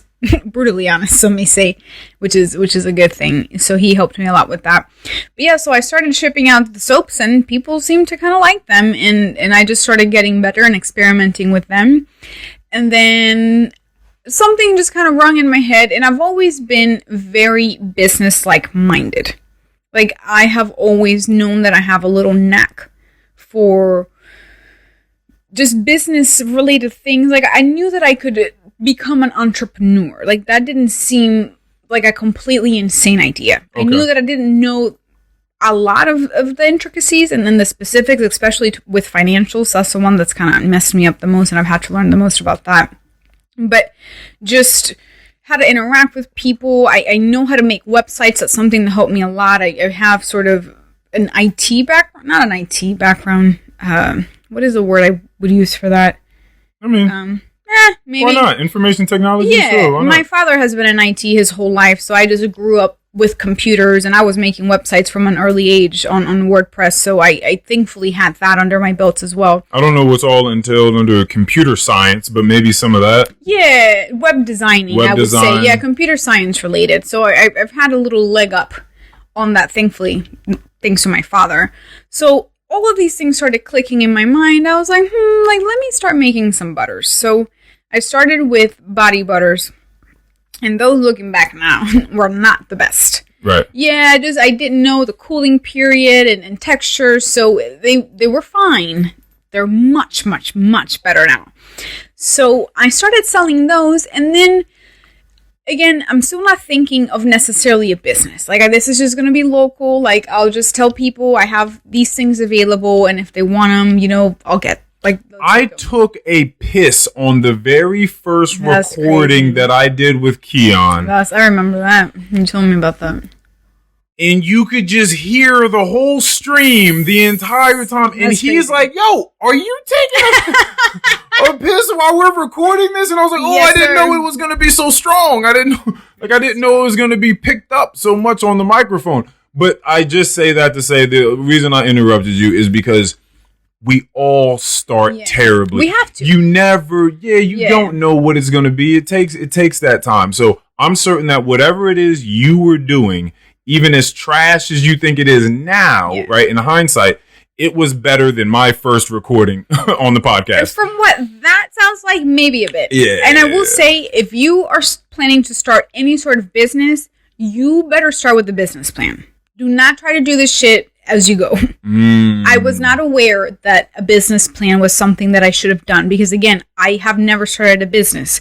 I just know some things about promotioning and production and websites. Okay, now for people out there that are wondering, well, what exactly do you mean when you say business plan? I mean, we're talking about everything. We're talking about website. We're talking about logo. We're talking about business cards. We're talking about social media. We're talking about layouts for everything. Pricing, return on investment. Everything that you could possibly imagine and you have no idea of is part of your business plan. What is your goal? What are you trying to do with this? What is your mission statement? All of that. Okay, because you had to go backwards then, what you're saying, because you did not start with that. No, and I never could make a business plan because everything had to be made as I went. I just started learning and picking up things. It's like, all right, now I need to add this thing here. Now I need to do that. I think as a very responsible adult trying to do something, that makes a lot of sense. A lot of the times, though, even for those people, you kind of just get the ball rolling. Yeah. Because, again, a lot of the times things start because you enjoy it. Yes. You needed these creams and these things because you didn't want to pay these wild ass prices, Something these I used to shipping get prices. for $3.99. Now it's like $27. You enjoyed doing it. Yeah. You enjoyed having your own thing, and I'm assuming the sense of accomplishment that comes from making something and being proud of putting it on your body, yes. right? And it working. Yes. Same thing with me. Keon and I did this podcast because it felt good, and then it continued on. So I think a lot of the times it's just we find something we're good at, something that's fun, something that fulfills us, and then the other things start to figure themselves out later on. I'm also not the most business savvy person, so don't fucking listen to me. Probably a business model is much better, effective, efficient way to go about doing it. If you were someone like, again, I'm just a really fucking lucky person for some reason, and I'm truly, truly blessed. So it has been easier for me. It's still quite difficult, but I highly recommend a business model for anything that you're trying to start a business from. It does not have to be any skincare. Right. You could be selling fucking lemons somewhere. You need a business model. Gotcha. Anything. Yeah, that really would have saved me a lot of trouble. So I'm making a few butters, and I'm just getting a lot of orders, like a lot of traction is happening. So I'm like, okay, I can't just keep writing things down on paper and an Excel sheet. So I need to make a website. So I made a website in like a few days. That was awesome. I forgot how much I loved making websites and how good I was at it. I forgot about that. And that's something that my parents always told me I should have done. should have gone into web design. And I could have done quite well, but that was not my passion. And I knew that. Okay. Tab here. Yes. We were just speaking about what it is I do and the love that I have. I sound so narcissistic on this pod sometimes. Like to cut you off to talk about this, but it comes around. So the things that I do, how I love speaking to people, why I love speaking to people, the site that I have and how that, pretty much fosters all of the conversation that I have with people. And so you're now speaking about this business, having this business model. Well, to a degree, you're learning these things as you go. You're learning how much you love web designing again in life. And it made me think for a second because I haven't really hung around. I don't think too many women that have been super heavy into web design, computer science, my little sister, a little bit, right? IT. But you and I did have a conversation. I felt like it was worth just at least glossing over again.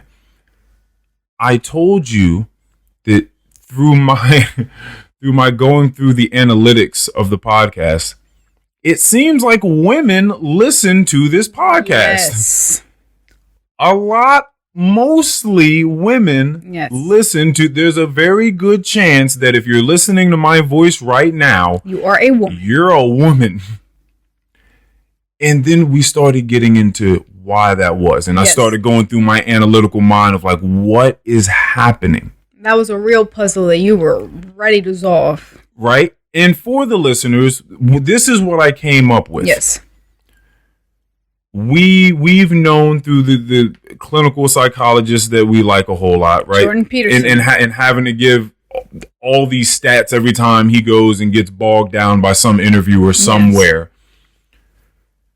That that's right. That in a general sense, men love to tinker with items. Yes. They love to go into the IT fields, the web designing, this, that, and the third. And there are a lot of women out there like Melinda Gates that are trying to get more women into the tech field, right? But usually women are interested in people. Yes, the humanities. They love to care for people, to know about them. I very rarely, most of the time, women. Oh, I got a couple things. Go ahead. Women love all the little murder mysteries. They love the murder podcast, the crime solving, all that sort of stuff.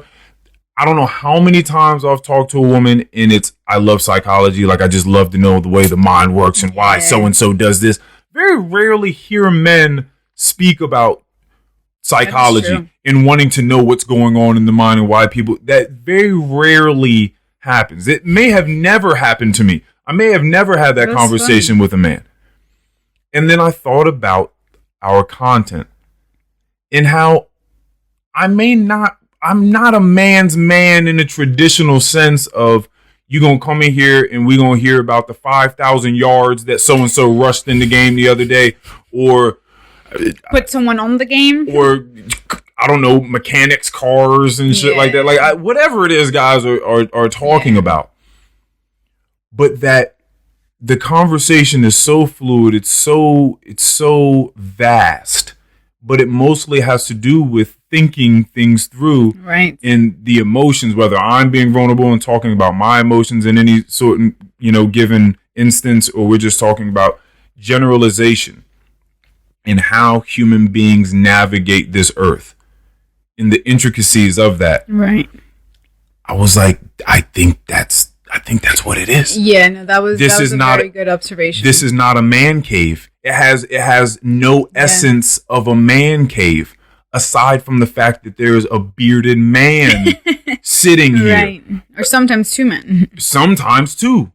But even when that's the case, we over here pouring out our heart and soul to each other, You know what I mean? No, Which is that's not very true. man cave-ish. Yes. It's not very It's not manly. Sunday night football, man. And then I was like, damn, I just told a story on here the other day about like crying in a restaurant. Right. Like what? And I thought, well, what guy do I know that really wants to hear about that? Right.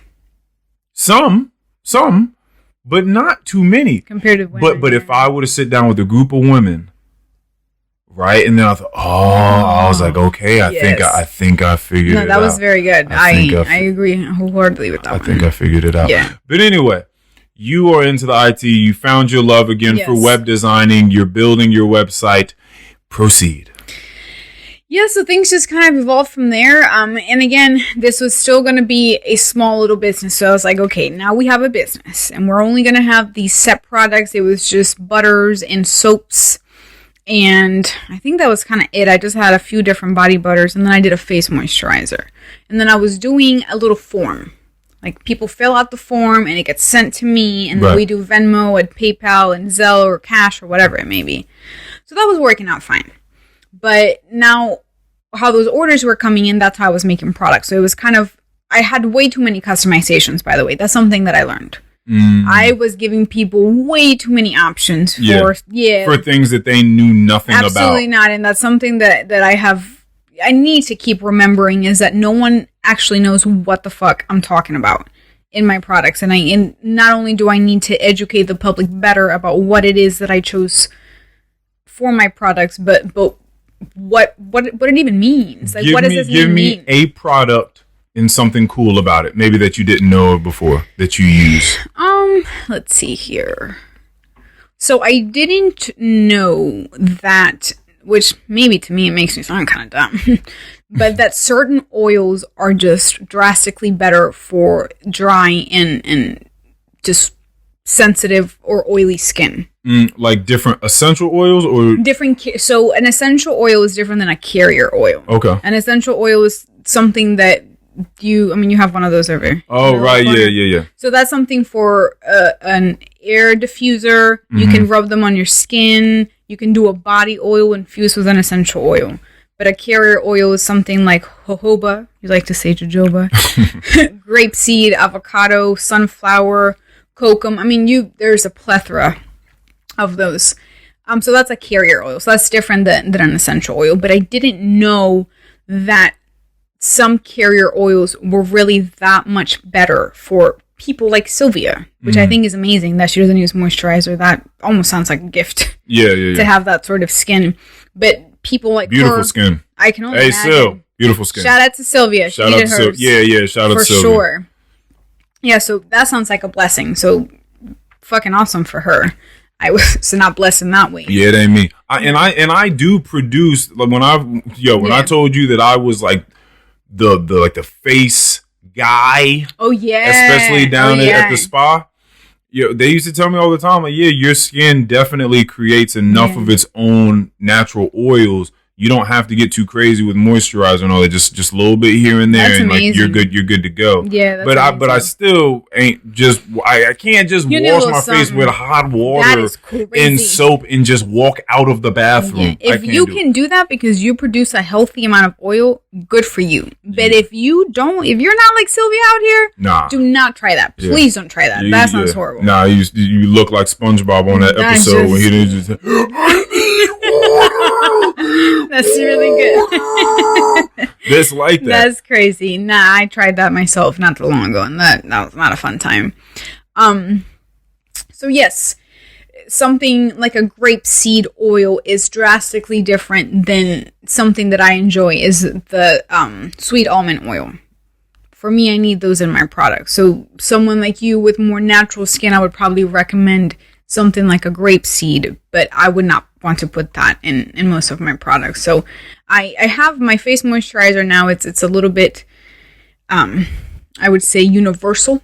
Okay. I think it does well for average, for most of the public. Right, and thankfully I've had, that is my best seller out of all 11 of my products. If you didn't know exactly what your skin needed, this would be the safest bet. Yeah, and that's why I made it that way, because I still need to figure out, I guess, how to, because I do want to eventually have something catered to all skin types. I want to have different products for all skin types. So that's going to be, I don't know when down the journey that is a plan though at the future. But yeah, that's more of a universal sort of cream.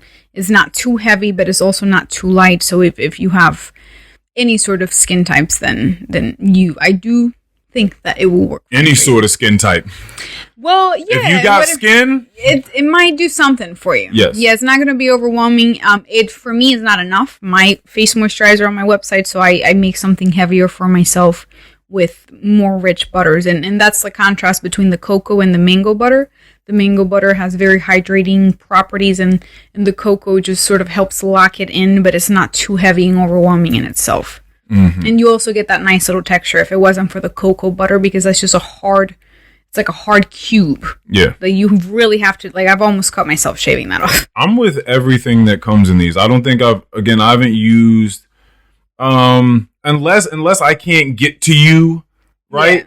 By the time I've ran out of something and need Vaseline something, every once in a while, the little Vaseline, and cocoa butter too. I've used, but I use cocoa butter. Exactly. That is just raw cocoa butter, right? Exactly. But aside from that, the face moisturizer, body creams, the beard balm has done my beard wonders. I love it's always nice and soft and shiny and growing all healthy. I like it. Thank you. What else? The lip balm, I already said face moisturizer. If I didn't, I did. The face wash. Yeah. The face wash. The soaps I've used. I don't always re-up on the soaps the way I should, but I did like the fact that you put different types of exfoliants in the soaps. That is something that I enjoy for myself a lot, is different natural exfoliants, and something that you have expressed to me you've over exfoliated before. Oh, yeah. And I think have you spoken about that on the podcast? I think you have. I may have. Yeah, I fucked my face up one day. Yeah, it was crazy. I was looking wild. But you exfoliated like 5 times one day. Yeah, I didn't know. Yeah. But this is the whole point. You don't know what you don't know. So you just do something. I thought that I was going to have a face of porcelain when I woke up the next morning. That's crazy. And I'm getting warm.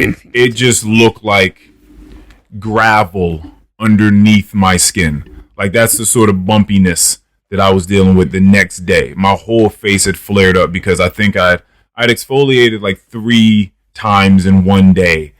And it was like some deep exfoliant too. But you also said that the bottle recommended that as well. It did, and I found the picture and I sent it to you. Yeah, it did say that I could use it 2 to 3 times a day. Ridiculous. I was like, what is going on here? Also, I would like to say on the record, I am a skin unprofessional. I am not a professional, nor do I claim to be one. Mm-hmm. So don't ever get it twisted. That is not what I'm trying to do or be. Eventually, that is the plan. I would like to get some certificates and professionalism under my belt to curate formulas that have a desired result, that right. You are buying this product and you will more than likely, hopefully 100%, will get what I'm advertising. Right now, I just have a product and I am just natural, almost all organic. My products are almost all certified organic, except maybe 1 or 2 here or there ingredients. But I am no professional.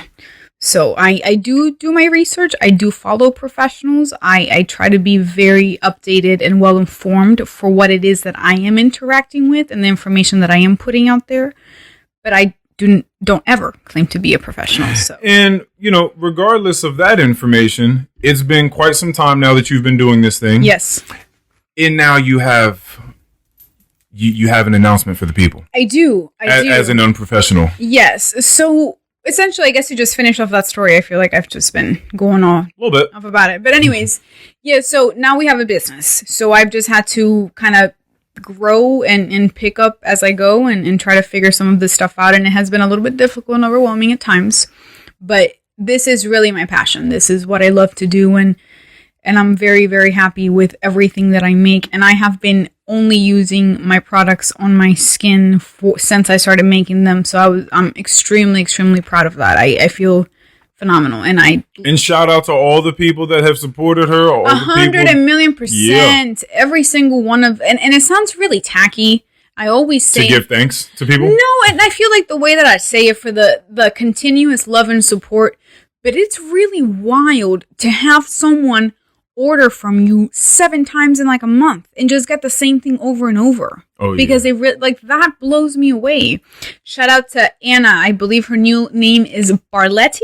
She just recently got married. Congratulations for that. She is fucking awesome. She has been a true supporter since the beginning, and she just commented on my Facebook post about the fact that she had to use Burt's Bees recently because she lost one of her chapsticks that I made, and how that felt drastically different, and that felt phenomenal because that is how I feel about them now compared to mine. So just to have other people share the same enthusiasm and love and have the same results that I do is really mind-boggling, honestly. It's very, overwhelming. It's a very, very deep and very deeply satisfying feeling when you have become a part of people's lives. Oh my God, that's crazy. In such a positive way. It is. Once it sinks in, it hits you. I'm a part of people's morning routine. Yeah, right. Like, that is crazy to me.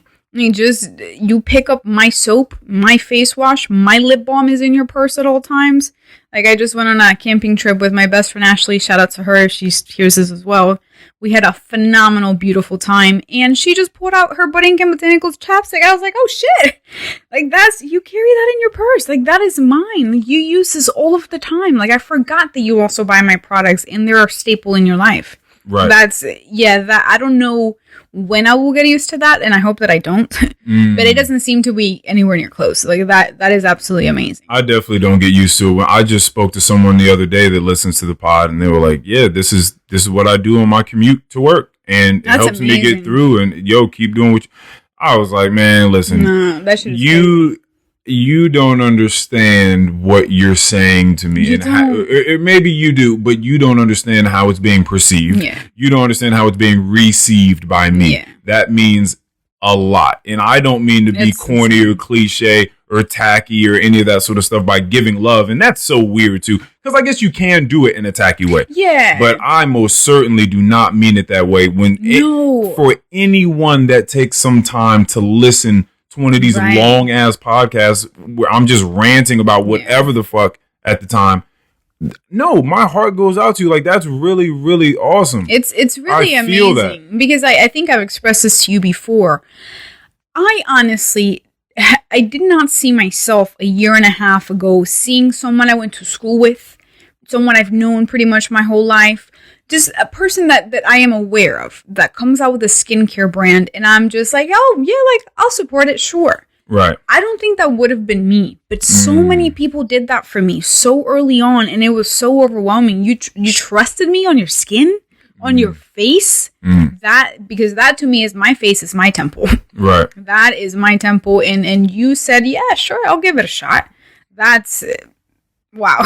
Yeah. That's absolutely overwhelming, and not only are the reviews phenomenal, but what hits me very, very differently is getting repeat customers. That is absolutely amazing. It's like, hold on.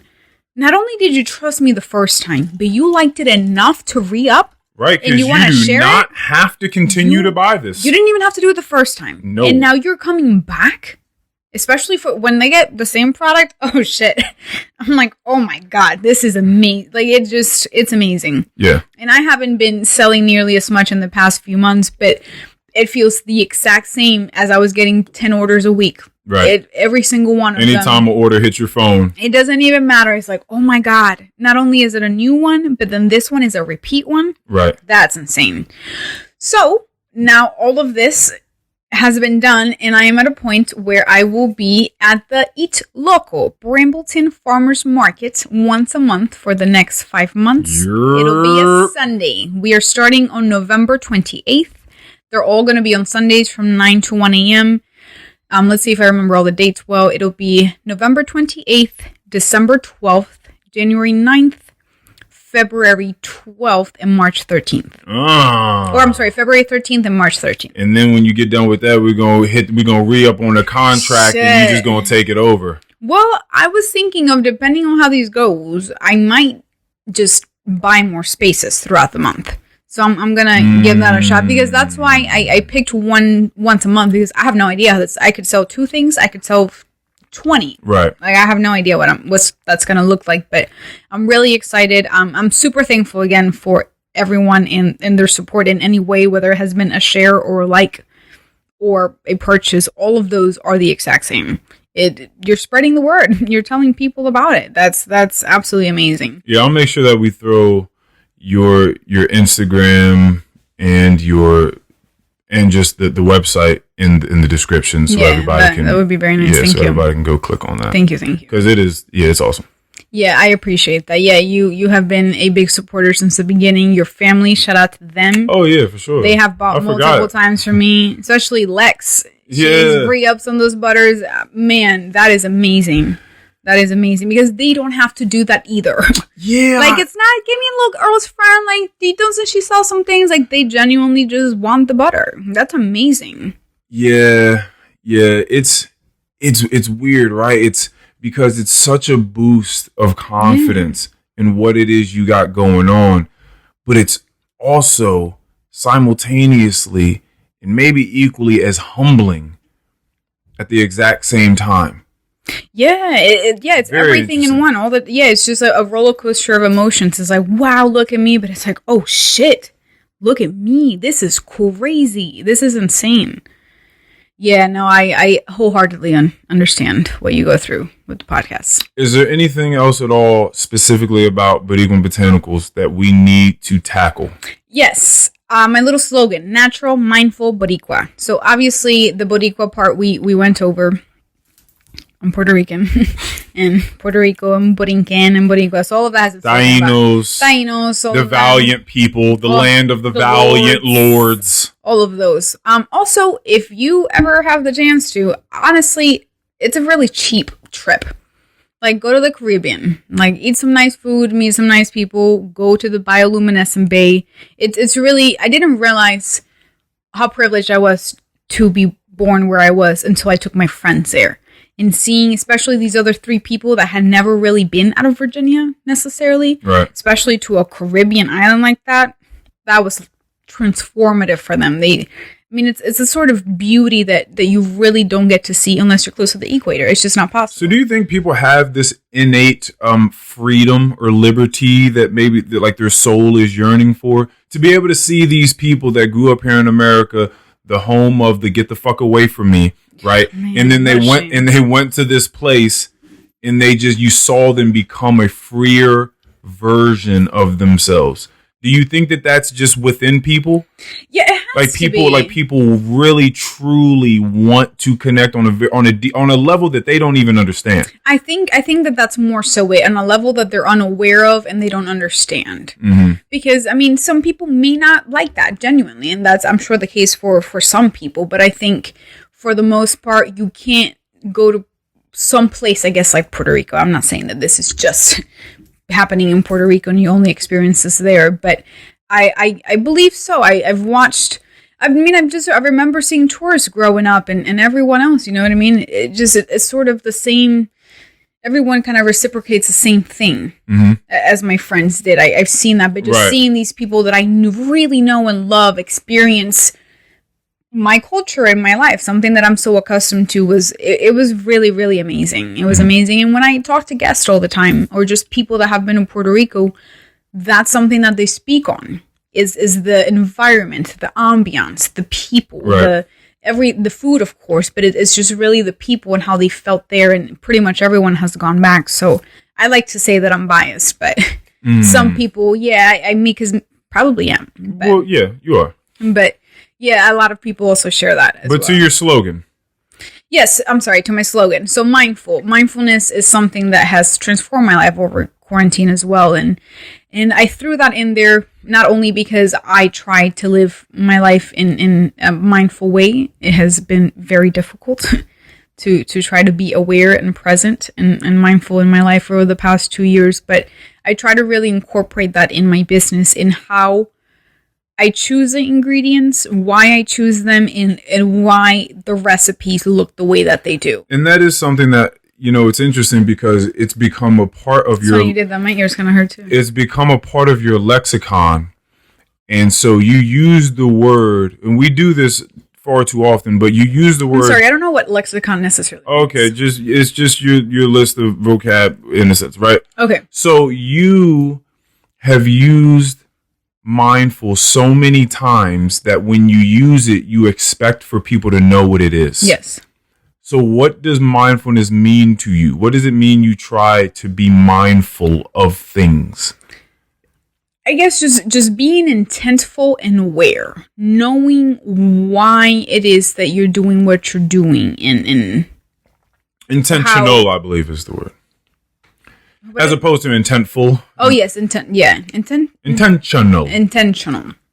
Yeah, just having a reason why, Mm-hmm. as to what you're doing, and then just being fully present in the moment with no distractions, which is, as funny as it sounds, one of the hardest things you will ever try to do in your whole entire life.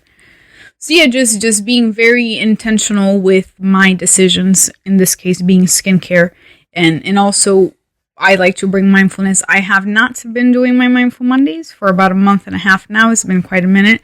We'll get back to that on Monday. I'm excited for that one as well. But just also bring... And your Mindfulness Mondays are what exactly? So they are these little short clips that I used to make on Mondays. Of course, I deemed it... I'm sure many people have Mindful Mondays, and I'm probably copywriting someone. I hope not. But I just sort of recorded myself talking about... Especially, it was more so geared toward what I was experiencing that week. That was mindfulness related. And it started with just mindfulness and skincare. But then mindfulness is in every part of my life. So I just expanded that to everything that I did from everything. Mindful reading, mindful eating, anything that you can possibly imagine. And for everybody, either mindfulness is a part of everything you do, or mindlessness is. 100%, yes. It's either or. Yeah, because you're either being mindful or you're being mindless. And you can incorporate either of those into absolutely everything that you do. It could just be washing the dishes. You're either there or you're not. That's just how that goes. So yeah, it's the mindfulness in the intentional ways that I choose the ingredients, in the way that I concoct my recipes. Mm-hmm. They are chosen for a reason. They are intentful. They have a purpose, and they go together for this specific reason. I'm trying to make this product have some sort of function, right? And with these ingredients, and then the mindfulness in that I hope that people will sort of pick up on in the skincare routine that you can have, whether it's just, because it really is just all of your senses in a way. If you're really in tune, you could even have some sort of meditation sessions, but we can talk about that later. But just in the texture of the product, the scent of it, how it feels on your face, feeling your face, being just present in that moment, whether it's looking at yourself in the mirror, just all the sensations, everything about it, thinking about the ingredients, why it is that you brought the product, what it is that you're wanting to get out of it, what don't you like it, why did you even buy it again? Just pretty much any questions that you can ask yourself about what it is that you're doing and why you're doing it. Okay. So that's the slogan. Yeah, natural, mindful, boricua. Anything else that strikes you about your business? Yes. So something that I have learned, and I was not aware of until I started my business, was that a lot of products brand themselves as organic and natural. And you are allowed to do that only if you have maybe an ingredient or two that are either natural and or organic. You're allowed to call them that. That by no means means that this product is 100% natural or organic or certified either. Yeah. And I did not know that. So how wild the loopholes. That shit is great. When I found that out, I was absolutely aghast, because this butter that I was buying that I loved is a very unnatural butter. But it has a natural product in it. Yes, and it's a natural. And a little dumb girl like me, I was like, oh, this is great. I'm using something really good for me. And it was fine. Like, it did whatever it was supposed to, but it does not touch mine. That is for certain. That is for certain. And I say that with conviction. Stunt. With conviction. Yeah, no. Stunting on Lubriderm. That is something that I will also... 100%.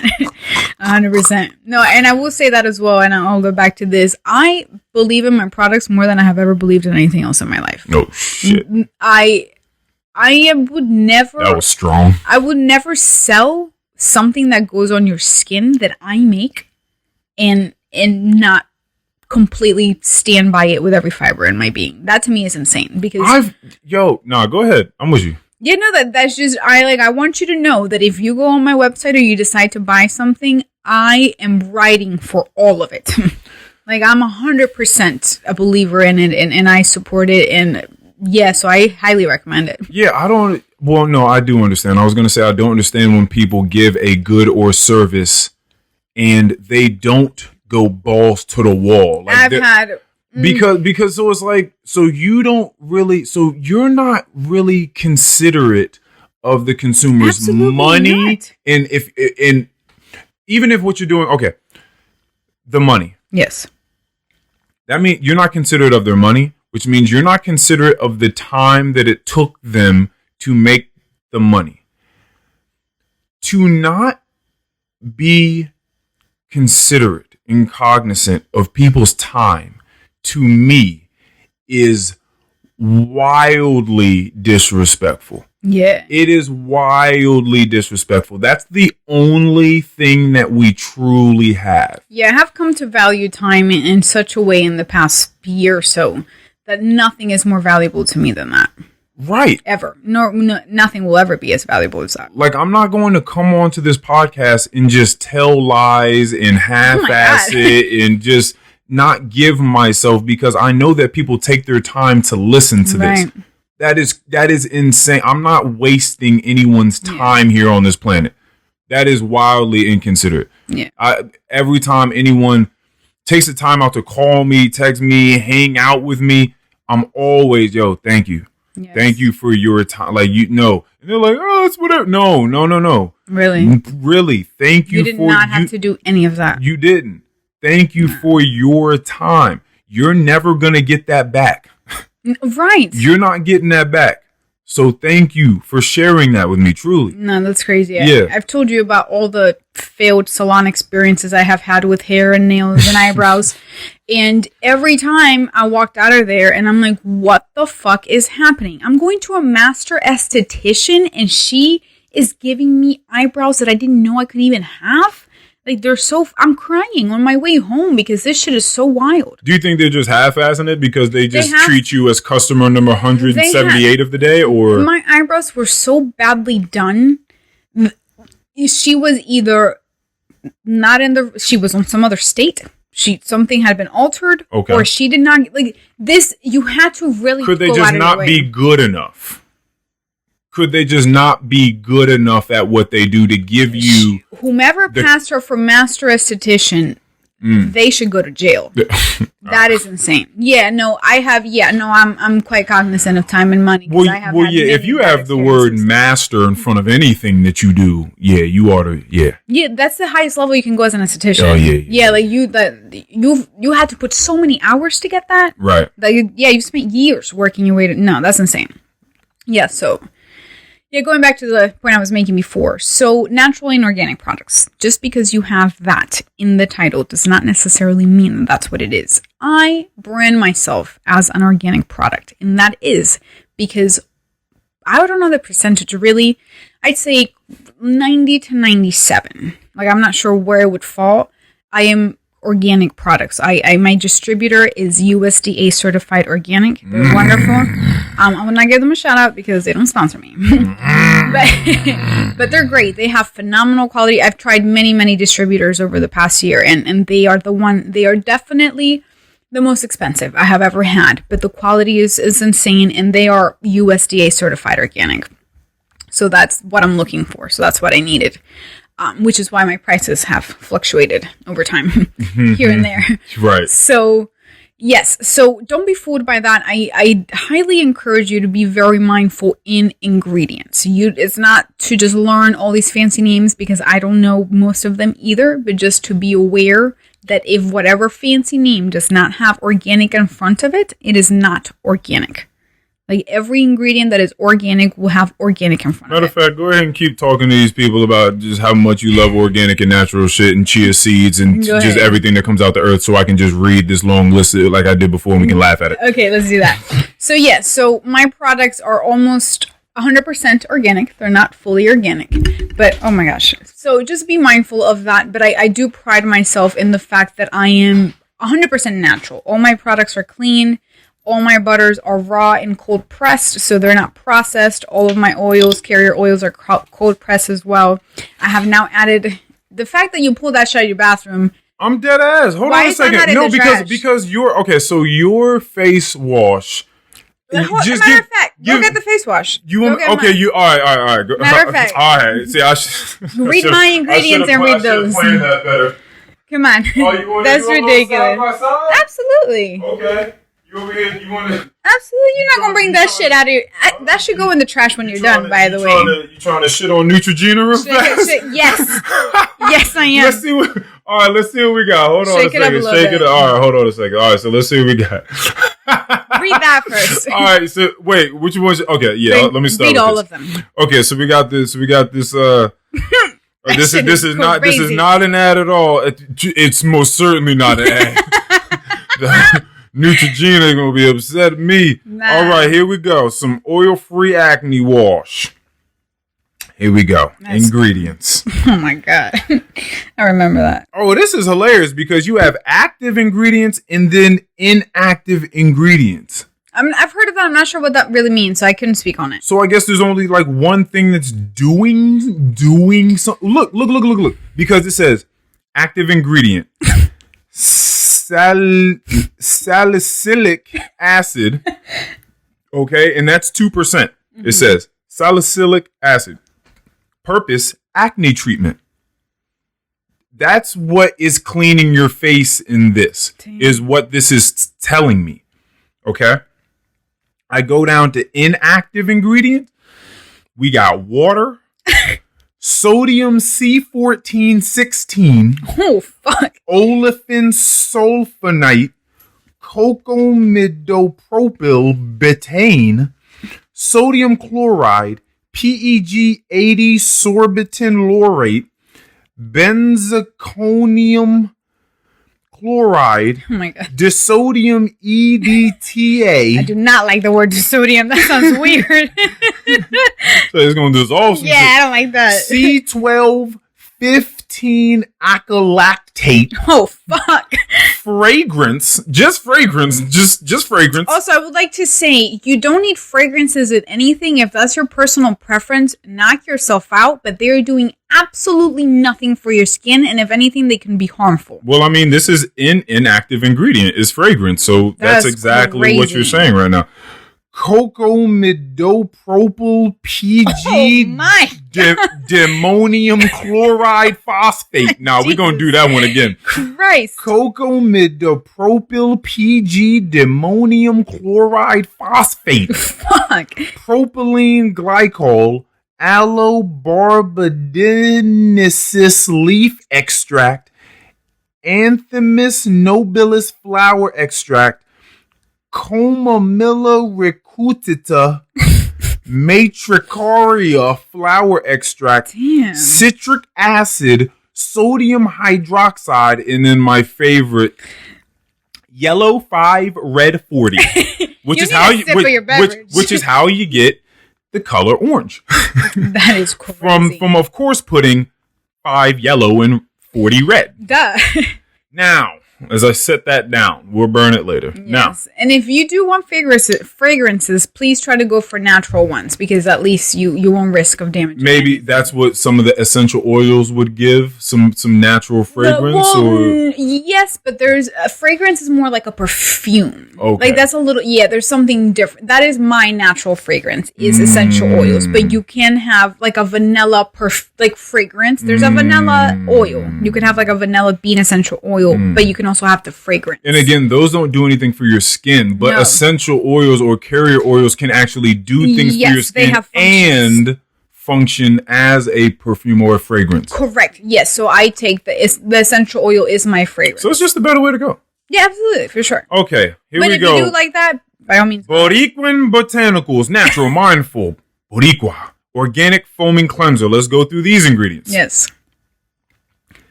Distilled water, organic avocado, jojoba, sweet almond, grapeseed and sunflower oil, organic raw honey, organic Castile rose. Is that how you say that? Castile? Yeah, the Castile is the soap. Castile rose, hemp soap with rose essential oil. That is all. That's it. So, you know. So, do you remember washing your face with that? When was the last time why is that even in your shower, honestly?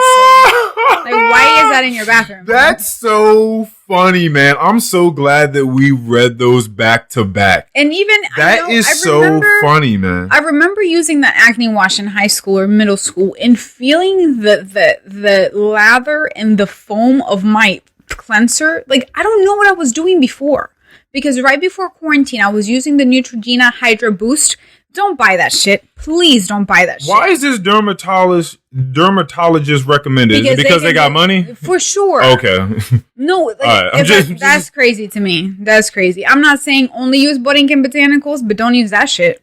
That's for certain. Wow. Yeah. This is not me shitting on everything skincare and just saying that I have the best, but just be very mindful because a lot of this shit that you can buy at the store, if you're not careful, is really bad for your skin. Yeah. And if anything, it's sort of like the brand chapstick. Oh, the brand. Chapstick. Yes, indeed. How many times do you apply that shit on your mouth and it's never enough? It'll never be enough because it's made to function that way. You don't actually get hydration. It fulfills you enough and it hydrates enough for you to have to put it on over and over. And if you see me pull up my chapstick, it's because I'm obsessed. Like, I just love to feel that lather. It's not because I feel like I need more. I'm just excessive. Oh shit, I'm done. It's the hands. I'm going to put them in my lap. So yeah, that's not what that is. But I feel like products like this ridiculous face wash that are next to you that is absolutely obscene, I think that is also their function. Like, nothing will get better. Like, your acne is not gonna get better with that. That's ridiculous.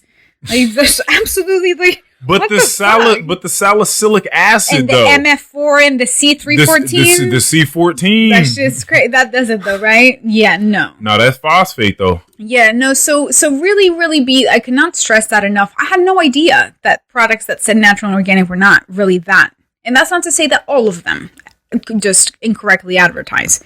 But I will say that the majority of store-bought corporate products are more than likely deceiving you. Right. So I try to go, if you can afford it. Again, I'm quite cognizant that the fact that a lot of skincare, newer, clean and organic products are not cost sensitive we're in weird times and not everyone has money to just spend $50 on 3 skincare items. Let me go ahead and use my lip balm real fast. Go ahead. So I'm extremely aware of that. So if you are able to have that option, please give it a shot. But honestly, you could just buy a little bit of raw cocoa butter. It's going to be better than the Neutrogena Hydro Boost. Because I did that for they advertise it. I'm going to stop shitting on them. But anyways. Are you? Yes, I will say that I bought all of the products on that line because they really were targeting my audience, people like me, and that honestly almost dried me out even more. I was just telling you about it. I suffer from rosacea, right? And that it's for people like us. Just skin just gets really, really dry in certain patches. You have red skin, and mine used to be sort of in my mustache area. It's getting wintertime. It's wintertime, and it was like fall time, and that shit would just start creeping up. And I have a little bit of it now, but it would used to be just like a full upper lip, just completely red all winter long. So I mean, maybe it'll change. You had an upper lip above your upper lip. For real, almost. Yeah, and it also hurt. Like, I could feel how dry my skin was. So if I would smile, like, I can just feel how tight that was right around my mouth. So yeah, just please be mindful and not cognizant of ingredients. Again, you don't have to spend $1 million. You don't have to just solely buy from me, but just please don't buy this shit like Earl just pulled out of his bathroom. Like, that's what I'm saying. Just be mindful, be cognizant, try to learn something about natural and organic ingredients, and please try not to be deceived and robbed of your money. I have to ask you this question, and you may have already touched on it. Okay. Vamos Poventu Suarez. Erlani Hooks, yes. What is at the forefront of your mind? Okay. We have talked about this, I feel like, off camera a bit sometimes, but... Oh, shit. I wasn't aware of, over a year and a half ago, that I could be a healthy person. Okay. That I could be a better version of what I was. Mm-hmm. I never thought... Again, I lived under a false sense of self-confidence. I wasn't really aware of who I was. I was extremely mindless, extremely unaware. I didn't have, I guess, the best friends in my corner, to be completely honest with me. You were living under a false narrative, a false story, yes. A false reality. And it wasn't because I made it so. It's just how my life sort of have been curated, the way I was brought up, the people I associated myself with. I was unaware that I was so unaware. I really had no idea. That's how it works. I had no idea. And then I started eating healthier, and I started meditating, and I started having conversations with people. And then we talked about many different things over quarantine. Quite heavy, deep subjects, and just having different realizations and experiencing different parts of the world. And we got deep in the deep part of the pool. Yes, we did. We got, wow. Yeah, over quarantine, both of us looking quite scruffy. Hey, we all look like shit, man. But we had some great conversations that have been absolutely life-changing for me. So as always, I thank you very much for giving me your time during those months and helping me figure out some things that I didn't know needed to be figured out. So that was the biggest part of it. I was just very unaware. Y a ti también. Muchas gracias. I was very unaware that my life was just shitty as fuck. Okay, there we go. Yeah, like, right. It was just shitty as fuck, and I didn't know. I thought that I was happy, and I felt great, and being fat is a state of being, and I'm just always going to feel like a little ill, and this is what it is, and my relationships are not working out, but, it's probably me, but I don't really know, because I'm not asking, so, no one's just coming out willingly with information. No one. Man, people have got to give... Do you think that people ought to give report cards in a sense? Yes, and I... Do you think it is obligatory? Like, it ought to be... I like, think people should feel bad if they're not telling people exactly what it is that is going to cause the breakup. Well, there's willful blindness. There is willful blindness. So some people don't care to know the truth. They would prefer that you don't tell them. I will make up my own narrative as to why this relationship, whatever it may be, ended. And I will be better off with that than to know the truth. Not I. Mm-hmm. I want to know all of it. And I didn't know that. I've always kind of stood out from my family. From my friends, but I didn't really know what. I just thought it's just, the world and Van Marie, and like, I'm just different. Mm-hmm. And that was kind of my voice. That's as far as the thought went. Yeah, no. I'm just different. And that was also another one thinking. That was quite big. Yeah, that was just the way that I was just, it is what it is. Like, I'm different. Like, it's me.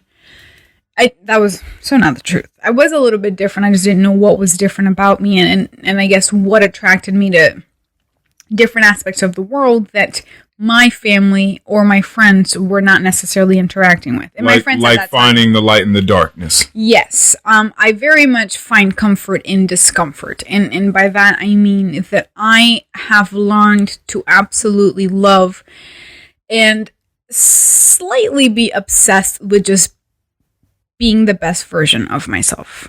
And I think that we should maybe make it known that this is a cliche term, maybe going around on social media, living your best life, because you're posting pictures with a drink or doing things for the gram or whatever that may be. That is not what I mean.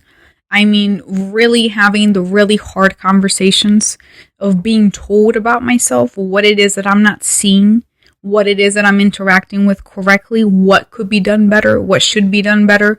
I want to be aware of all those things. And I truly just want, until the end of my life, just keep getting better and being a better person for myself and people around me. And that is the answer to the question, what is at the forefront of your mind? Yeah, it's just always being open and vulnerable and present with what it is going on around me and what I can do to change and be better. Yeah, that consumes me sometimes. Yeah, there's certain maybe healthy at times, unhealthy at other times, a level of masochism in that, right? Yes. Like, you know that living a lifestyle in pursuit of better, in pursuit of more, of elevation, of enlightenment, comes with its dark patches. Yes. And so you will, as one of these people that really enjoy this, run full force into the darkness. Boy, and I have. Right. And I have. Yeah, no, I have run into all of the dark patches head on, and this is not to say that this has been an easy journey. This has been the hardest thing I've ever done and probably will do in my life.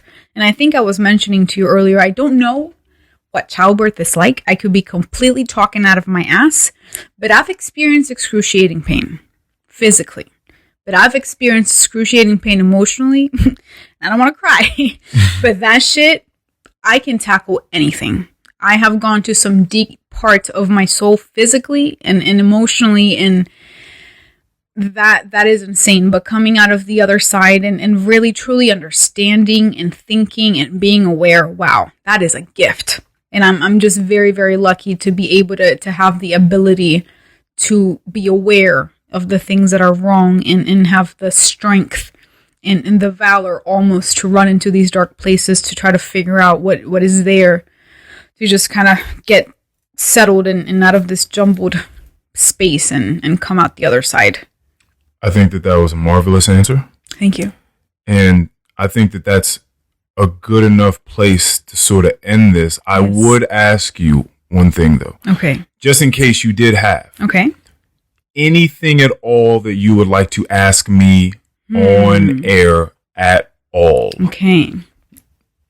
Answer can easily be no. It's been no before. I know. You won't hurt my feelings. Take your time. Let's see here.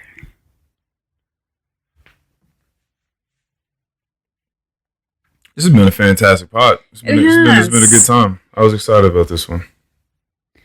I feel like we communicate often enough, and I ask you plenty of questions. Then fuck it. I guess, what is the most difficult or the hardest thing as having a friendship with someone that has gone through so many things in personal growth, all these ups and downs in the past 2 years? Because you met the past Von Marie, and you've been a big part of the transition and all the nasty and gross parts and all the beautiful parts as well. So I guess what has been the most difficult part to just experience or just watch me experience from the outside? I think you might already know the answer to this. I struggled with and do struggle with, because for me,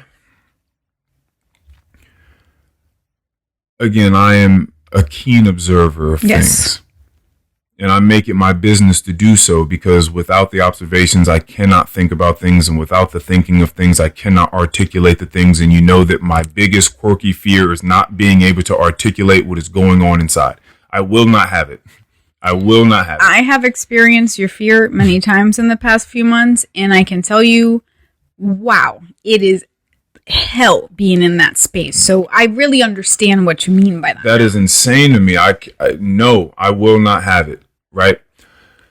So, having said that,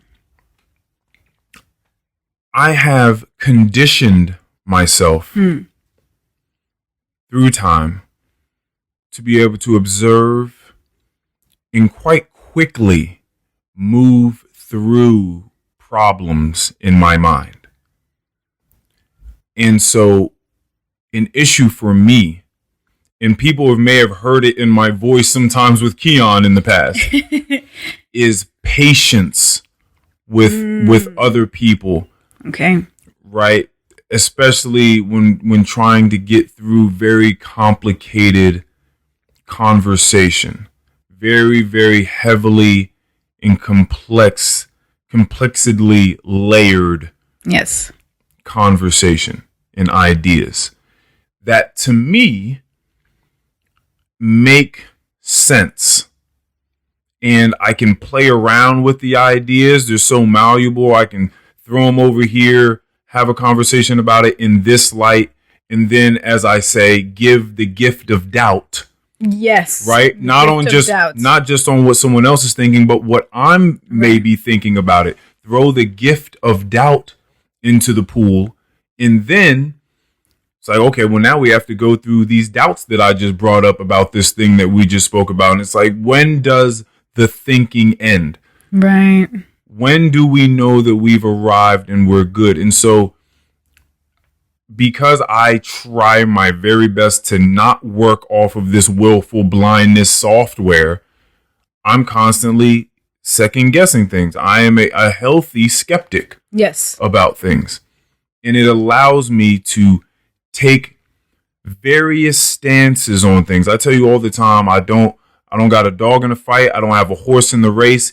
That is another way of me saying that I look at things quite objectively. A lot of the times I take a step back. That will be part of my last words. I'm glad that you said that. And I see things that other people's, and not to say that I am completely free of all biases and blind spots. You do a phenomenal job, though. I think you like, it's like an almost error-free job. Like, you do a very good job of that. So it having that clarity, that peace of mind, that serene sort of alignment of chakra energy, clear-headedness, however you would like to call it, allows me to just see things as they are and then remark on them as such. And so I say all this to say a lot of these things come to me very easily. And so I can get very, very impatient with people when it's just not seeming to click sometimes, which is probably one of the many reasons why I'm not a teacher somewhere, right? I'm throwing shit at these little fucking kids. Nah, you ain't Jordan Peterson with that, that's for sure. So that has been my thing, you know, not just with you as a friend, but people, you know, around, especially when I get snarky responses about my level of cognition. Then I'm just like, all right, well, you go ahead and enjoy yourself.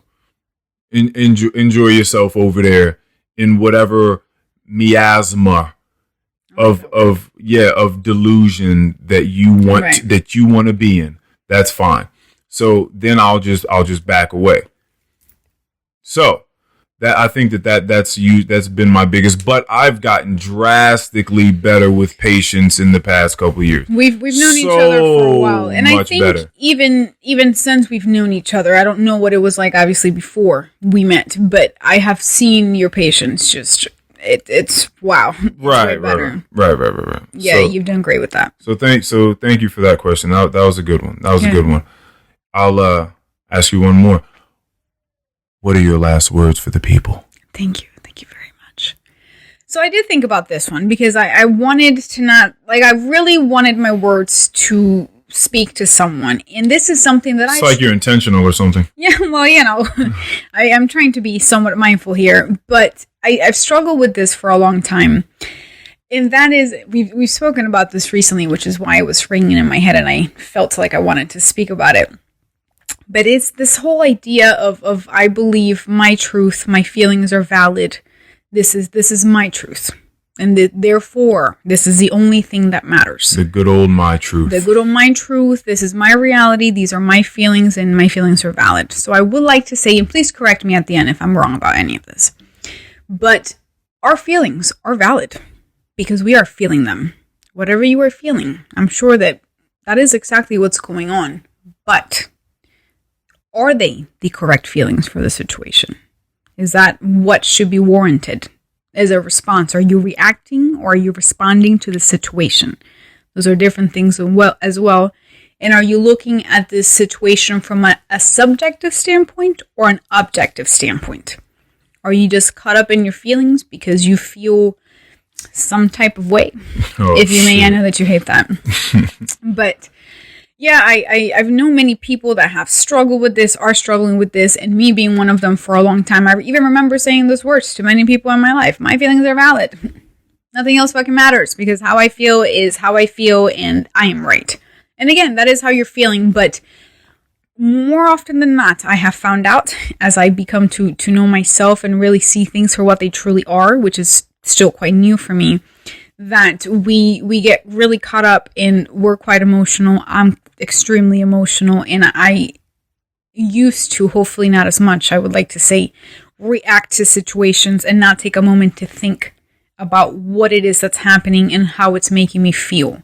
And something that I have struggled with a lot are these narratives, these cognitive distortions, and how they can truly, completely mess you up, mess up the moment or people around you. So if you are one of these people that maybe say this phrase a little too often, again, how you are feeling at that moment is in fact how you are feeling. But is this the right response? Is this what the situation warrants? And are you looking at whatever it is from an objective or subjective standpoint? And speaking of objective, what is your objective? Correct. Also that. Your feelings, how are they hindering or helping your objective? Yes. That's something that people really don't ask themselves enough. That's very true. But this goes back to intention. Yes. What is my objective Correct. in this mission? Yeah. What am I trying to get done here? Is the way that I'm responding to this thing aiding, or is it hurting? Right. It's really, really, really simple. Going back to that book, Reconcilable Differences. Yeah. You cannot change.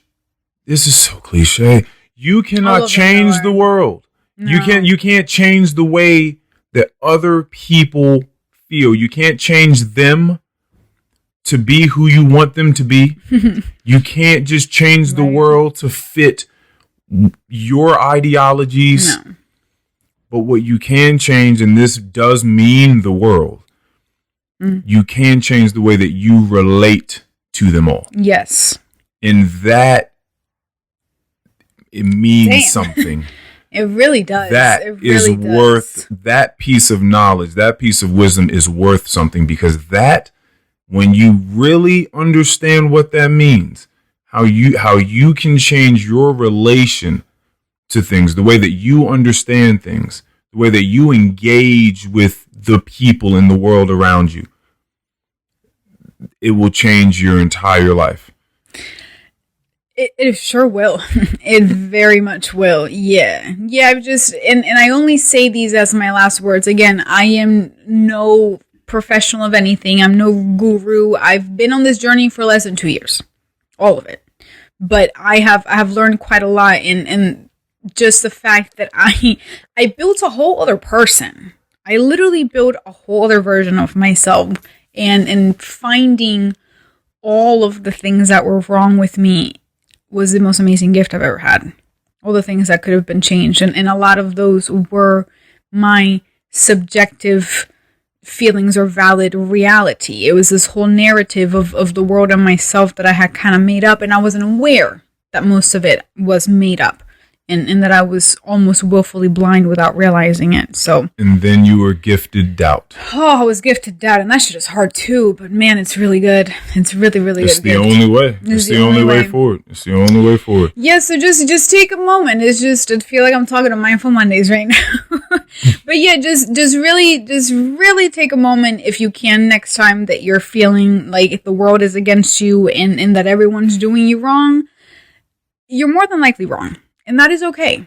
I could keep going forever. I see. And I'm going to end it here. Just find some self-compassion first, and then move on to compassion for the world is really quite helpful, because it's really easy to just be very, very down on yourself and just shame yourself into a hole when you realize that your whole life has been a lie. Yeah, we're extremely unaware and we don't know it. So I'll leave it there. Just figure your shit out. You're probably wrong. I was. So I'm done. What are your last words? My last words for the people. Thank you for your time. This has been episode 88. Woo!